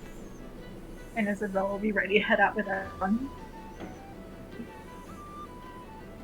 I want to go to, yeah, I'll probably bring it up to everybody. I'm like, I'm going to see if I can get some more bullets made. Okay. And probably check out that spellbound place that the guards were talking about when we entered. Just so you know, there might be some resonance of an explosion there. What? I may have terrified the shop owner by leaving 2 rubber ducks on the floor. Okay. And then she pulls out the box of the cursed duck. Because I bought the cursed duck she had. What? Yeah, you know what? You know what? Sure, yeah, I'll take your word for it. Yeah, cursed duck, I guess. It makes more wooden ducks. That sounds horrible.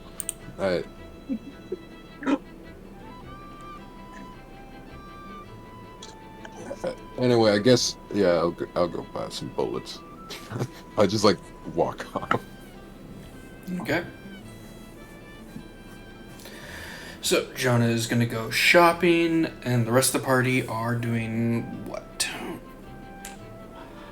Yeah, it's pretty early, isn't it? So, like early afternoon, I'd say it's about midday at this point. I mean, we could go to the blacksmith. I could get rid of my old axe now that I got this nice one.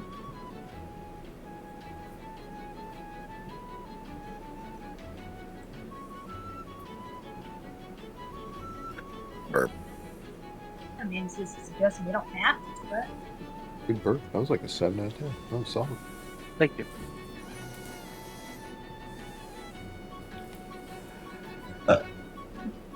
All right. So, Jonah, where are you going to get your bullets from? Just if I can find any place that looks like they deal in like weaponry or anything of that nature or Okay. whatnot. So, both Jonah and Isabel, you guys will end up at about the same spot as you guys end up at a bronze weaver shop. Oh shit. what? Oh, we got here at the same time. What's up? I'm just gonna get rid of my old axe now. I see. Alright. Well, let's see what we got. Okay. Going inside, behind the counter, there is a elderly man who has got a missing eye, and on his left hand he is missing 2 fingers.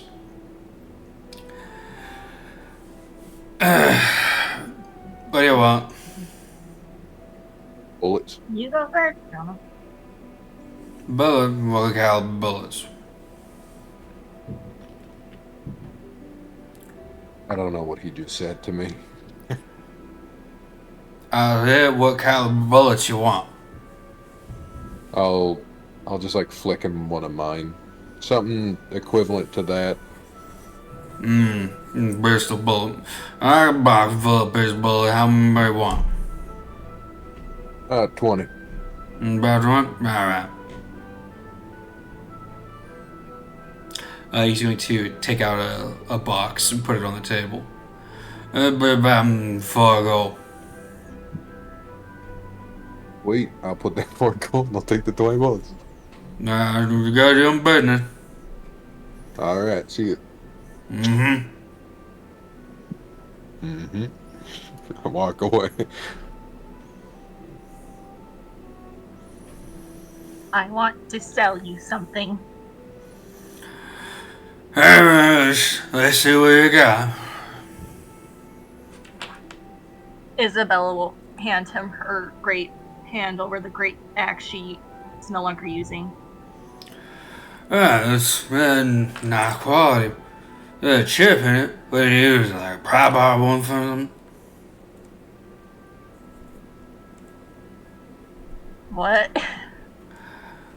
I said there's a chip in it. Did you use that as a pry bar or something stupid? Yes. But that was dumb. Look, I wasn't gonna use my nice new one, okay? Give me a break. I've had that axe since for a long time. It's been through a lot of fights. I see You know the that. frog thing. Yeah. I can give you 10 gold for it. I'm good with that. Alright. He'll pull out 10 gold pieces, count them out.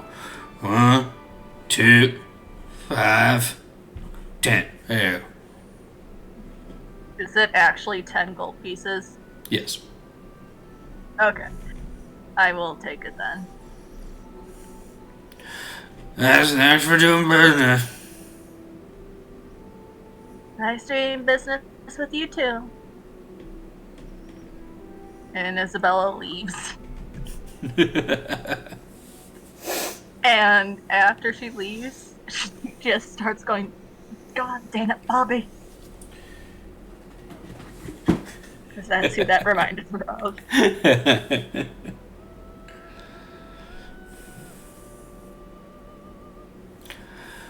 Alright. I think this is a pretty good spot to take a short break. Because I need a break.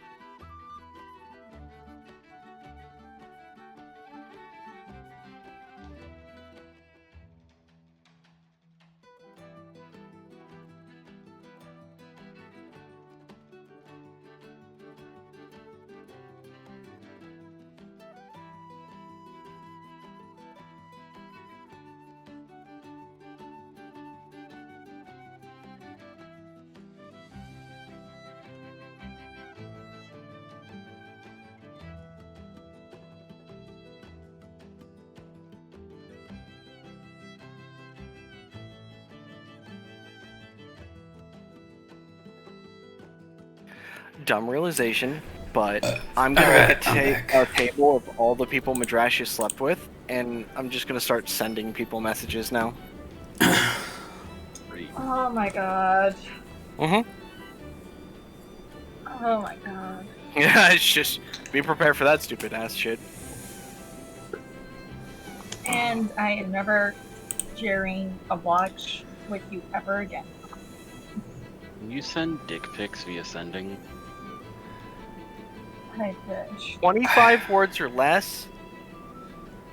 So You could no, but that You could would be hear- the funniest thing. Theoretically, you can sex. Just say. That would, I would have to. Can you imagine like someone trying to cyber with you over telepathy, bro? I mean,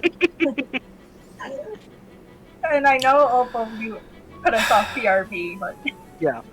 Honestly, if I met another gem dragonborn, I could sex them and no one would know. No, there would be signs. Oh well, there would be signs, but like no one would know.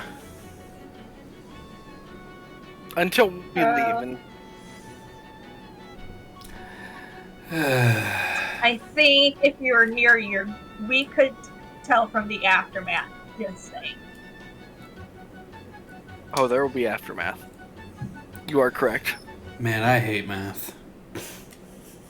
Mhm. Yeah, that's the aftermath we're talking. Yeah. So, is everybody back? no, I'm red. Oh my god. I have a back. I had to have surgery on my back. I'm too tired for this shit. Mumu, are you there? If otherwise preoccupied. I think I'm always preoccupied. Yeah, because I heard Mumu was getting a call earlier, so she might be taking care of some important shit. She's famous and she forgets to unmute all the time.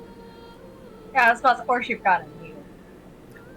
We've been talking about it long enough to where I figured she'd realize that she's muted, but no, well, it is a Mumu. She is a little silly sometimes.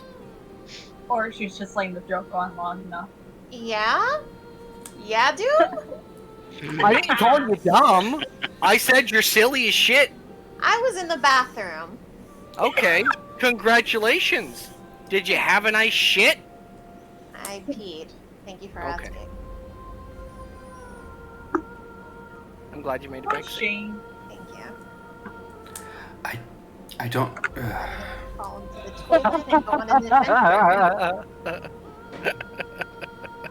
I imagine if Obo had glasses on, they're on his forehead now.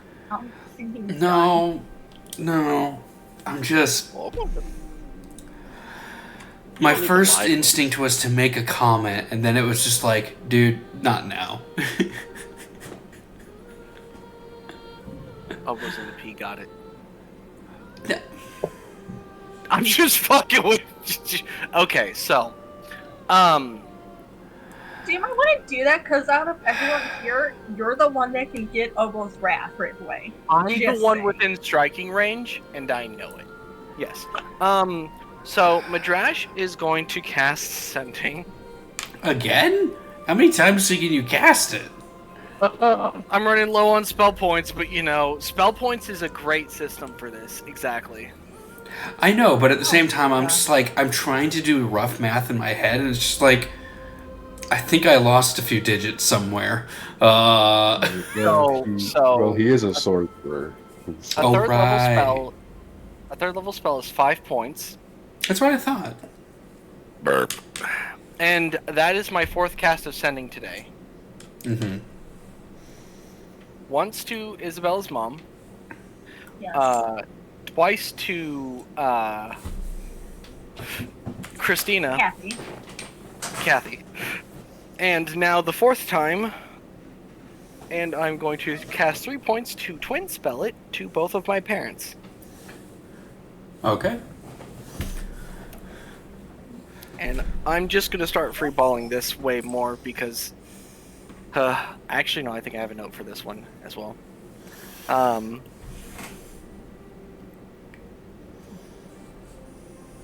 I just realized something. I'm letting it happen.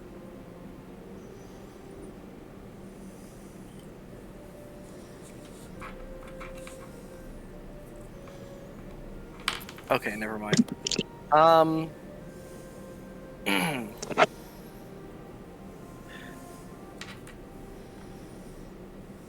Madrash will twin cast sending, and will say,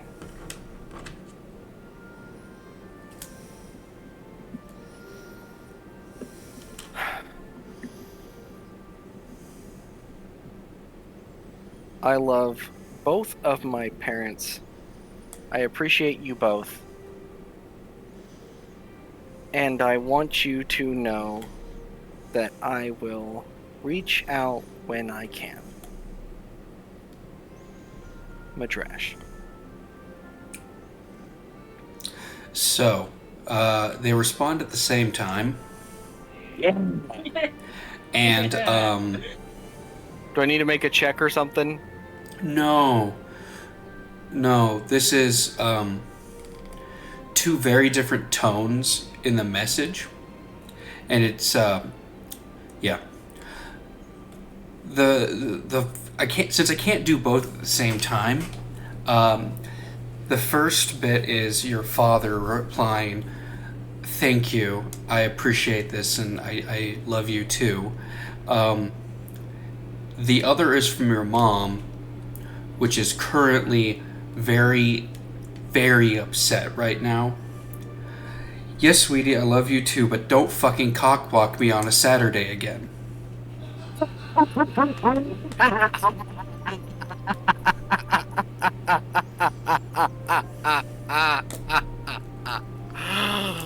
Oh my god, yes. Madrash, full ass is just like, that was Madrash cackling. That was just, oh. Yes. I love my mother. And somewhere far away in a glittering cave. Yeah, the mood's kind of ruined. Cave. The mood's gone.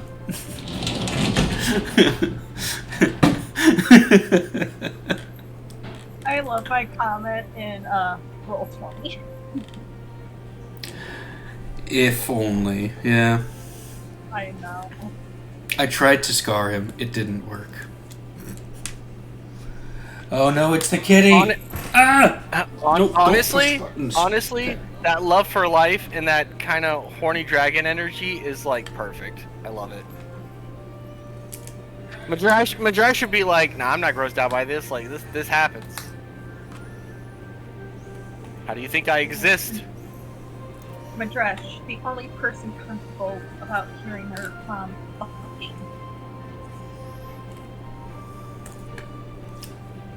I don't think it's hearing his mom fucking. I think it's more Or, like, like, getting a text from your mom. I accidentally interrupted, and while I feel bad because I have been interrupted, gently glares at Clarity. Sometimes I deserve it. I won't lie, but it can be a special kind of frustrating.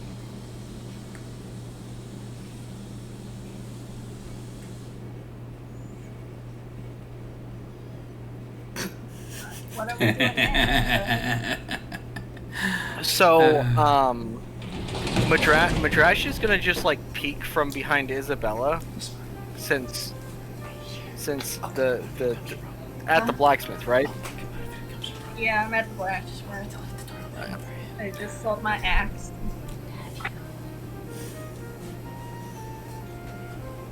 Hold on.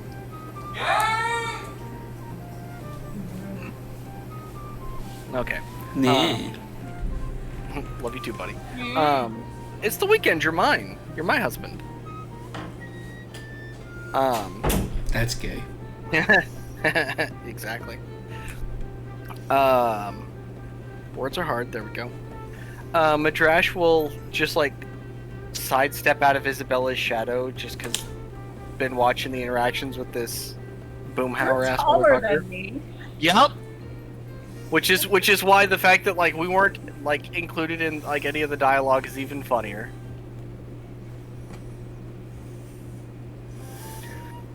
I want to approach the blacksmith. I have a question for you, sir. Yeah, well, Well, a friend of mine, I have recently made friends with one of the smaller digging units, and it seems that his legs have been crushed. I'm not looking for stilts as much as I am on as proper a replacement as I can get. Have you ever met Francis the cobbler bot?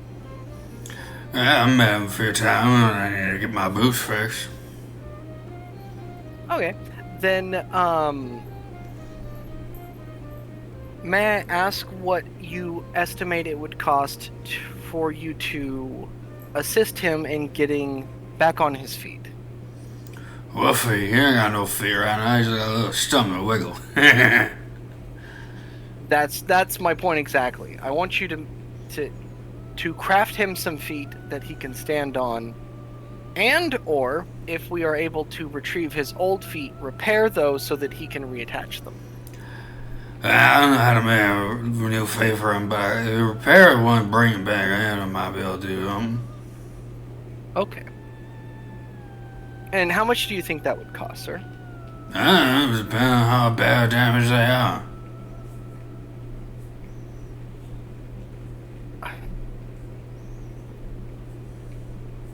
Sorry. Doom took psychic damage because I just realized that I understand everything he's saying. And I just... Did that too. And it just... Whew. It got me for a second. Okay. I just gotta get back into character. Okay then. We will certainly, if we come across the legs, we will bring them back to you so that those can be repaired. Thank you so much. Yeah, My name is Midrash, and your name is Bauldur. Bauldur. Mm-hmm.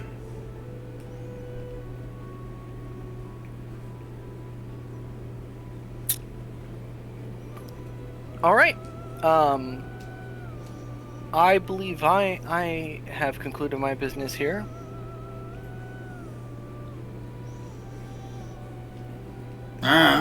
Josh, you gotta get ready for your date. Oh yes. The key is not to over prepare. That's the job of you. You don't know the job of the lady. Respectfully, Isabella, I know both people's jobs. I've helped many preparing and post of many dates.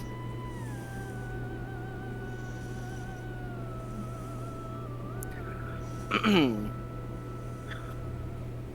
swear, if it wasn't for Billy, we would not be talking as often as we are. Most certainly, but you must admit I'm a delight. And sex isn't on the topic, yes, you are.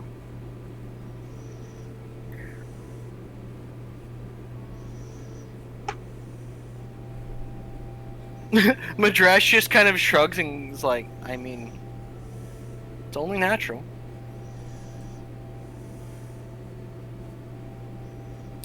Except for, well, there are times when it's not natural, but we don't need to get into that, but like, if you want to explore that, you know someone who has plenty of information. It's best to do these things safely. But there's also times where, there's some trouble getting it up. Either way, let's just spill that.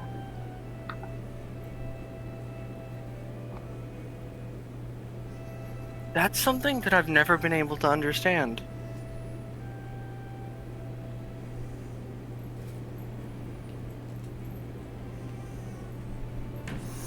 I just guess I was blessed with a different kind of vitality.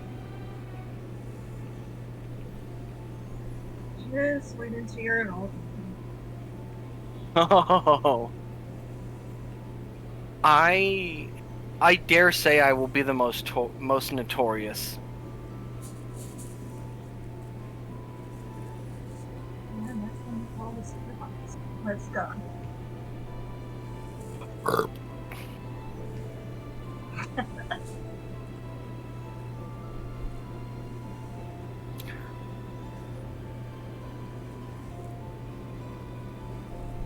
Question for the group, for general consensus. Yes. Not that necessarily my private life has anything to do with your private life, but I like for friends to agree. Do you really have a problem with, as they asked, putting new blood into the gene pool? You're fine if you want to do that. Me, I'd rather not. Yeah, Not here's so- the thing. Adding new blood to the gene pool means I have to stay. So no. For especially for you, Isabella, and for Clarity, I understand the limitations. That is apparent. My question is more towards Jonah, just out of curiosity, and not necessarily even to poke fun at him. More out of a genuine. I'm curious why you wouldn't want to, well, father. Well, it's not that I don't want to be a father. The thing is, that's something I'd rather do with someone I've married.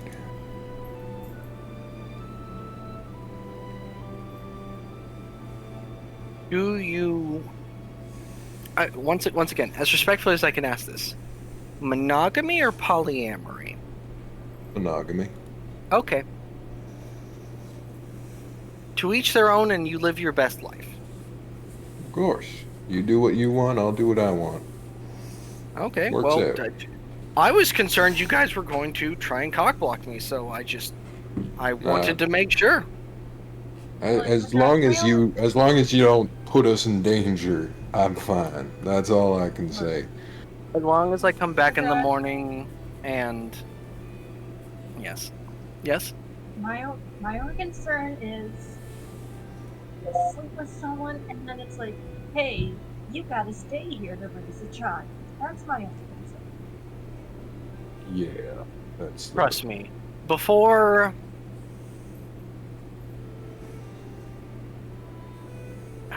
How do I put this as eloquently as possible? In fact, that's the thing. I have a tenacity to provide information in a way that it doesn't spoil the mood, but I get the consent that I need before the deed.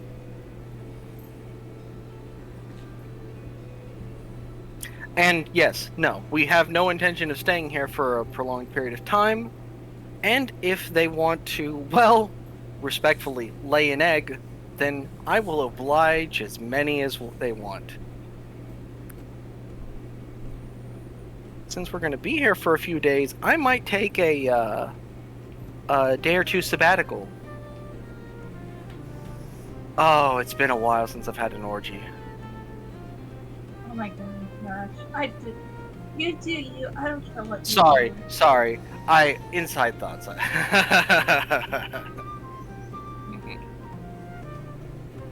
Jonah, you said you wanted to go to magic shops too? Yeah, I'm thinking of some stuff that we might need in a pinch. And maybe a few upgrades. Since we will be here a few days, it may be worth getting a scroll of remove curse. Clarity, do you remember how much that was? Wasn't it like 500 gold or something like that? I want to say around that. Yeah, I can look it up again. I'm pretty sure it was 500. Remove curse is 3rd level, right? Yes. All right. Yeah, 500 gold. Mm-hmm.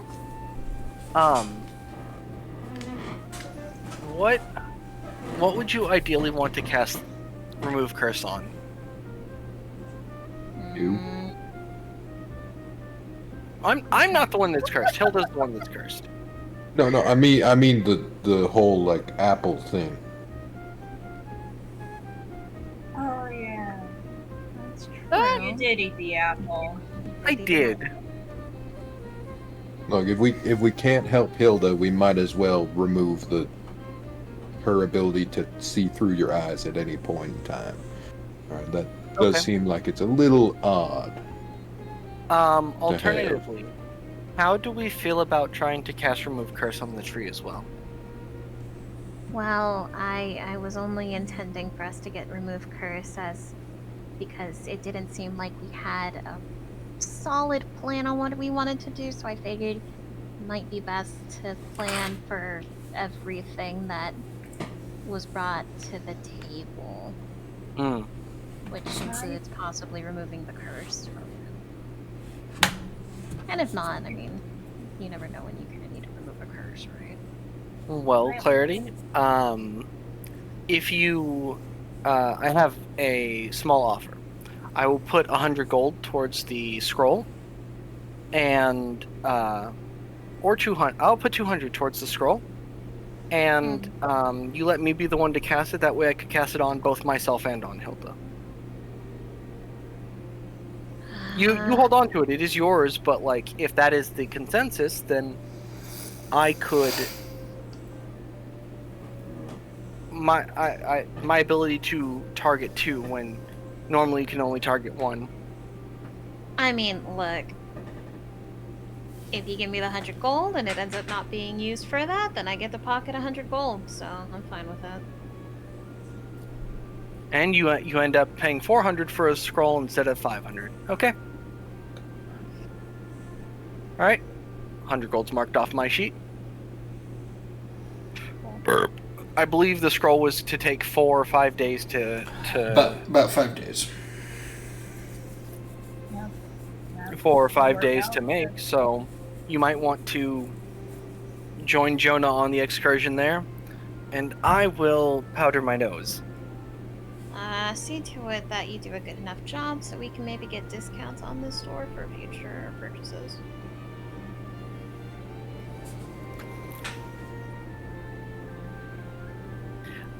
Amumu, I have a question for you. Yes? Okay. How... Never mind. I need to DM you a question. Oh god. Because I need to... This is specifically an interaction between Madrash and Clarity that I just need to know the limitations on. Okay.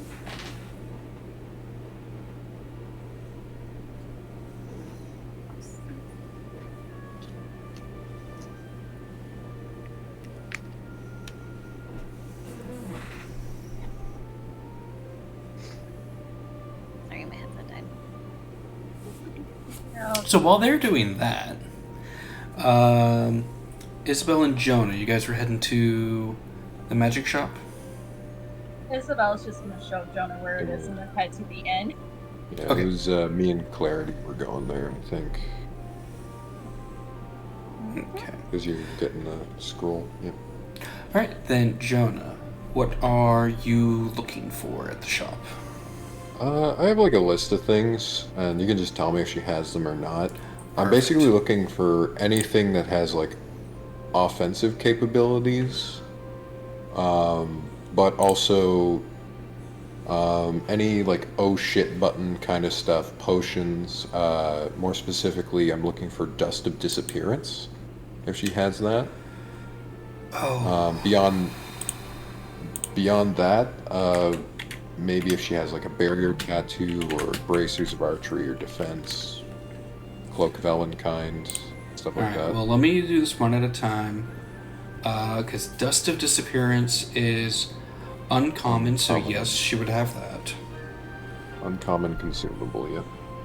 Okay. Do you actually have the list written down? I have it in my head. I can write it down and give it to you after you do the thing with Clarity then. If you have it in your head, that's fine. So Dust of Disappearance, yes, that's an item that is available. Okay. Let me flip to this for pricing. Here we go. Okay. Get my dice roller.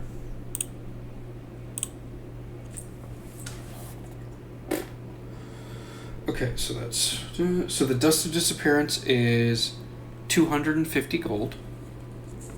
Okay. And then what was the next item that you wanted to find out? If she has a figure of wondrous power, more specifically the Silver Raven. Huh, I don't even know what that does. It turns into a raven for 12 hours, and you can cast Animal Messenger on it at will. So you can send it off to deliver messages, essentially. Huh. What is the general prices on items you're using? You're using Xanthar's? Yeah. Okay. I'll And you do said my own. it was Silver Raven, uncommon. Okay. Mhm. So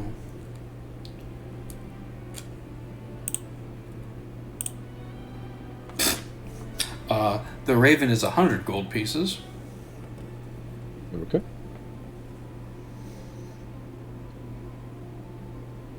Next on the list. Bracers of Archery. So bracers of archery. I don't know if that would work.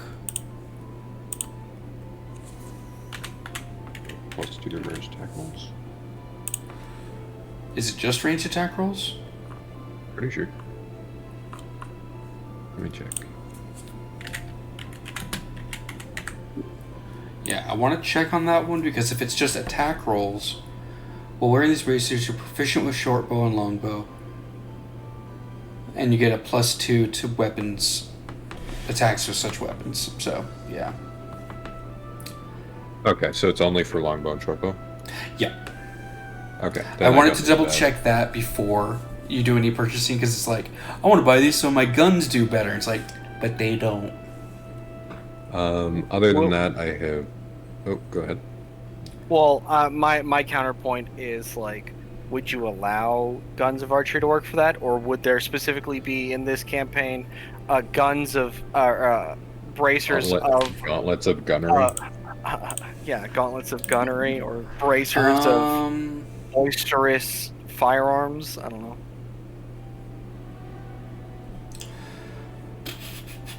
Oh, they require attunement. Fuck.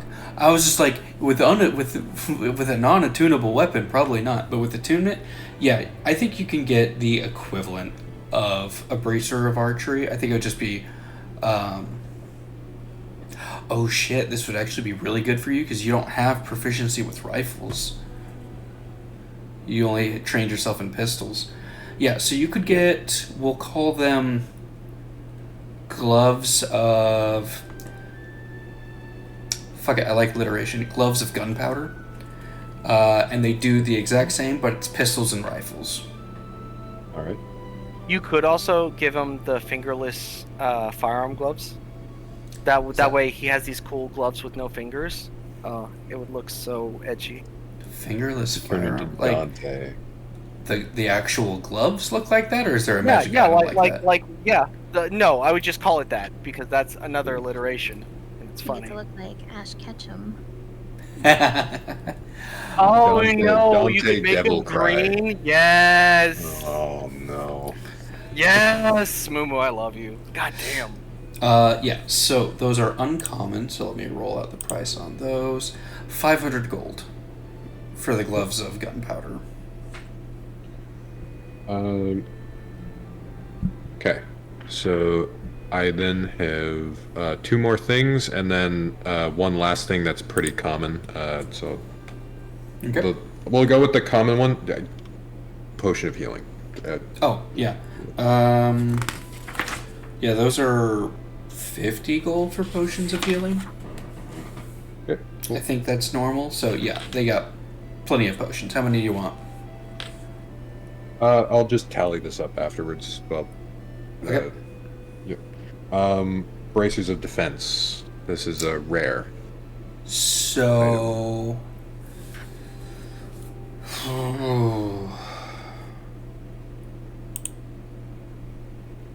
Let's see. Rare, did you say? Okay. Bracers of Defense +2 to AC while wearing no armor requires attunement. Rare. So those would be. Oh! Pretty costly, right? Yeah. 5 digits. Okay. Yeah, so not those. Yeah, I rolled high. I see. Well, yeah, it's 2d10 times 1,000, and I got a 13, so. Yeah. Yeah. It's some big numbers. It do numbers. 13,000. I think we're gonna skip on those. Yeah. And that, Cloak of Elvenkind, Cloak of Protection. Cloak of Elvenkind and Protection. Those are both uncommon? Yes. Okay. So those will be much cheaper. So the Cloak of Elvenkind would be 300, and Protection also 300. Okay. And the last thing is Barrier Tattoo. Barrier Tattoo? The fuck is that? Which rarity? Yeah, that's, I guess just all the rarities. There's uncommon, or- rare, and very rare. Yeah, uncommon and rare. So essentially, what a barrier tattoo is like a spell rot tattoo, but it's armor. Yeah, it's a mage armor tattoo that just gives you passive AC. Oh, dang it. I need Tasha's for that. Depending on the Yeah, tattoo's it's in rarity. Is it a one-time uncommon. use? How does it work? No, it's basically just magic armor. Attunement. It's attunement, and it just keeps your AC at that. You are now passively at that AC. It is either 12 plus Dex, 15 plus Dex, max of 2, or 18. It's basically armor that you never have to take off. Oh, okay. That's basically it. I'd say that they only have the uncommon variant, because that would be in your price range. And I don't know what that is because I don't have that book. It's 12 plus Dex it's- modifier. Yeah, it's 12 plus Dex modifier. It's an attunement, and it is an uncommon magic item. I mean, if you want to roll to see for that rare item, because I'm also interested in the barrier tattoo. Yeah, that's what I was I got a thinking, 'cause I was- 14. Okay, never mind. So how much is that? That would for the rare one that would be 14,000. For the uncommon, I rolled a 1, so that's 100 gold pieces. Okay. Fucking. Yeah, I'm gonna think of my party here when I'm spending this then.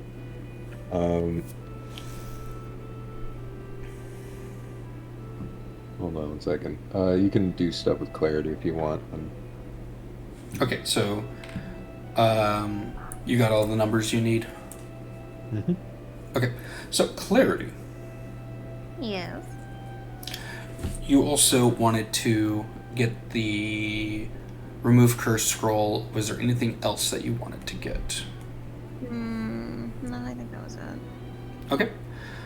So then you'll just pay 400 and take that off there, and we will put down that you did that. So let me make sure I write that in my notes.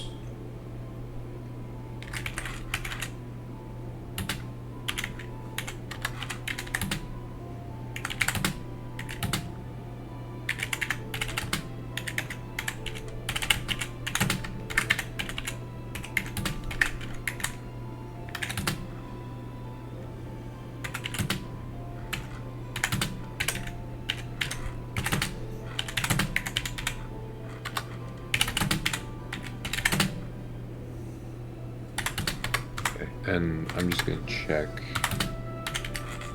We have our split money in here just to check I have the correct amount on my character sheet. Alright. Because that's a lot of money. It's making me doubt now. Currently, Madrash has 3,000 gold in his pocket, so And do you have like? 400 platinum. Okay, yeah, okay, we're good. Yeah. Yeah. Once again, man, we're fucking loaded. At Yep. this moment, yeah, we are.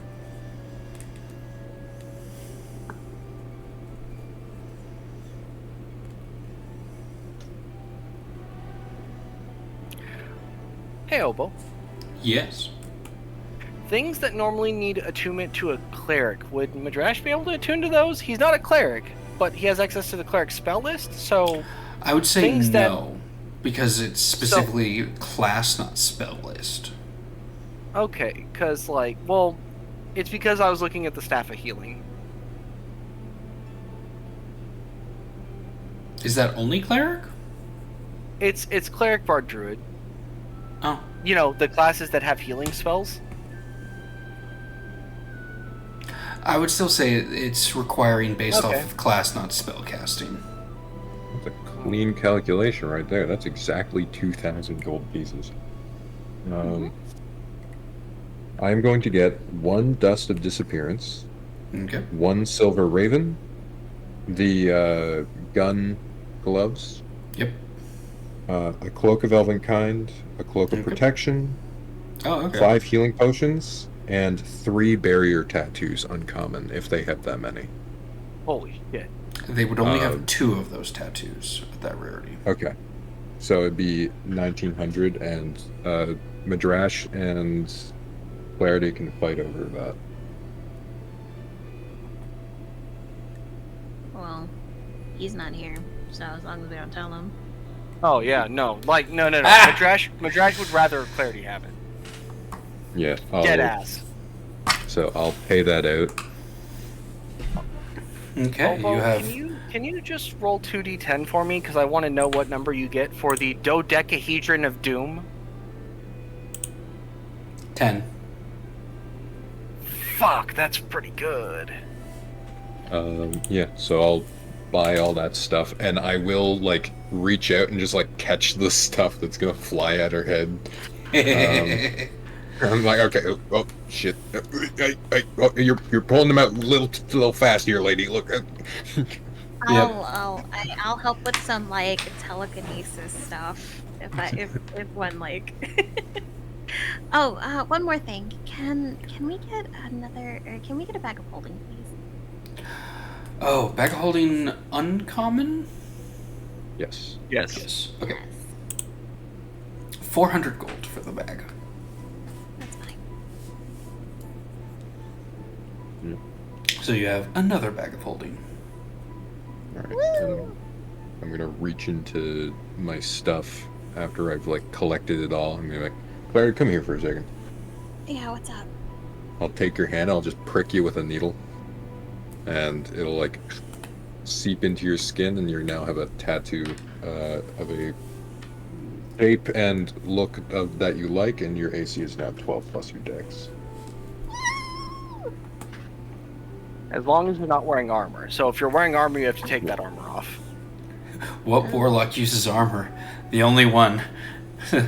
Spells the sword one. All the others no armor. Hexblade. Hexblade. And That's the it. blade. Either way, it's studded leather that you never have to take off. Huh. Nifty. Thank you. I appreciate it. No problem. Oh man, I just had a cursed thought. What? What? It takes any tattoo that you want, and it doesn't say it has to be over your whole body. It's just a womb tattoo. He's really a succubus. No. See, honestly, I told you. Honestly, I Obo, told you. the best Cursed part is- thought. Cursed thought. the best part is, I would if you put that on Madrash, it's gonna take the form of like super scantily clad armor, just like all over his body. That's what protects him. Just a battle bikini. Yes. I just have a question, even though Isabel's not. Can you see the scorch marks at the entrance? Yes. Yeah. It has I not had been to fully ask. cleaned up yet.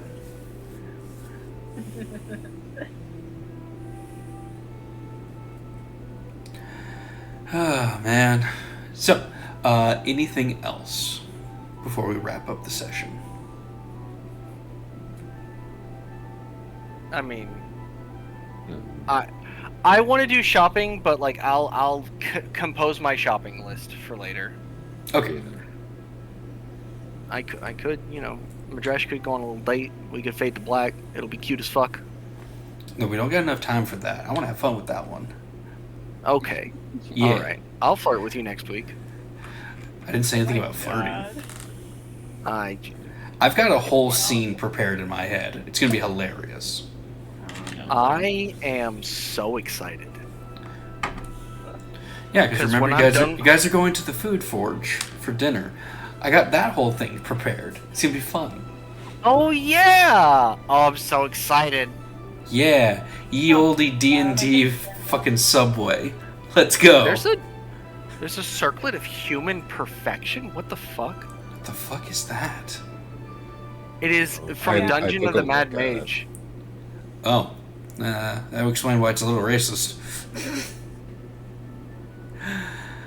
Yeah, I might look up some stuff too later, just to see if like it's about anything. For some reason, I can't open my character sheet. So Weird. the circlet of human perfection just requires attunement by any humanoid, and it just turns you into a attractive, average height and weight human, as long as you wear the circlet. Gotcha. So, no, we're not making that joke. Anyways, thank you all. That's and racial traits don't change, so that's cool. Yep. You get it's the anti-racist circlet. I don't know about that. Oh God. Anyways, Which past racist humans. I don't want to get canceled. So, who wants more D&D? Hell yeah. Because Melissa is live going over the handbook leaks for the 2024 handbook. Should we go and raid her? Interesting. Why not? Indeed. All right. Let's get the raid set up. And for those watching the VOD, we will see you guys again next time to see how this goes. So, bye-bye, people on YouTube. Bye-bye. Enjoy, Francis.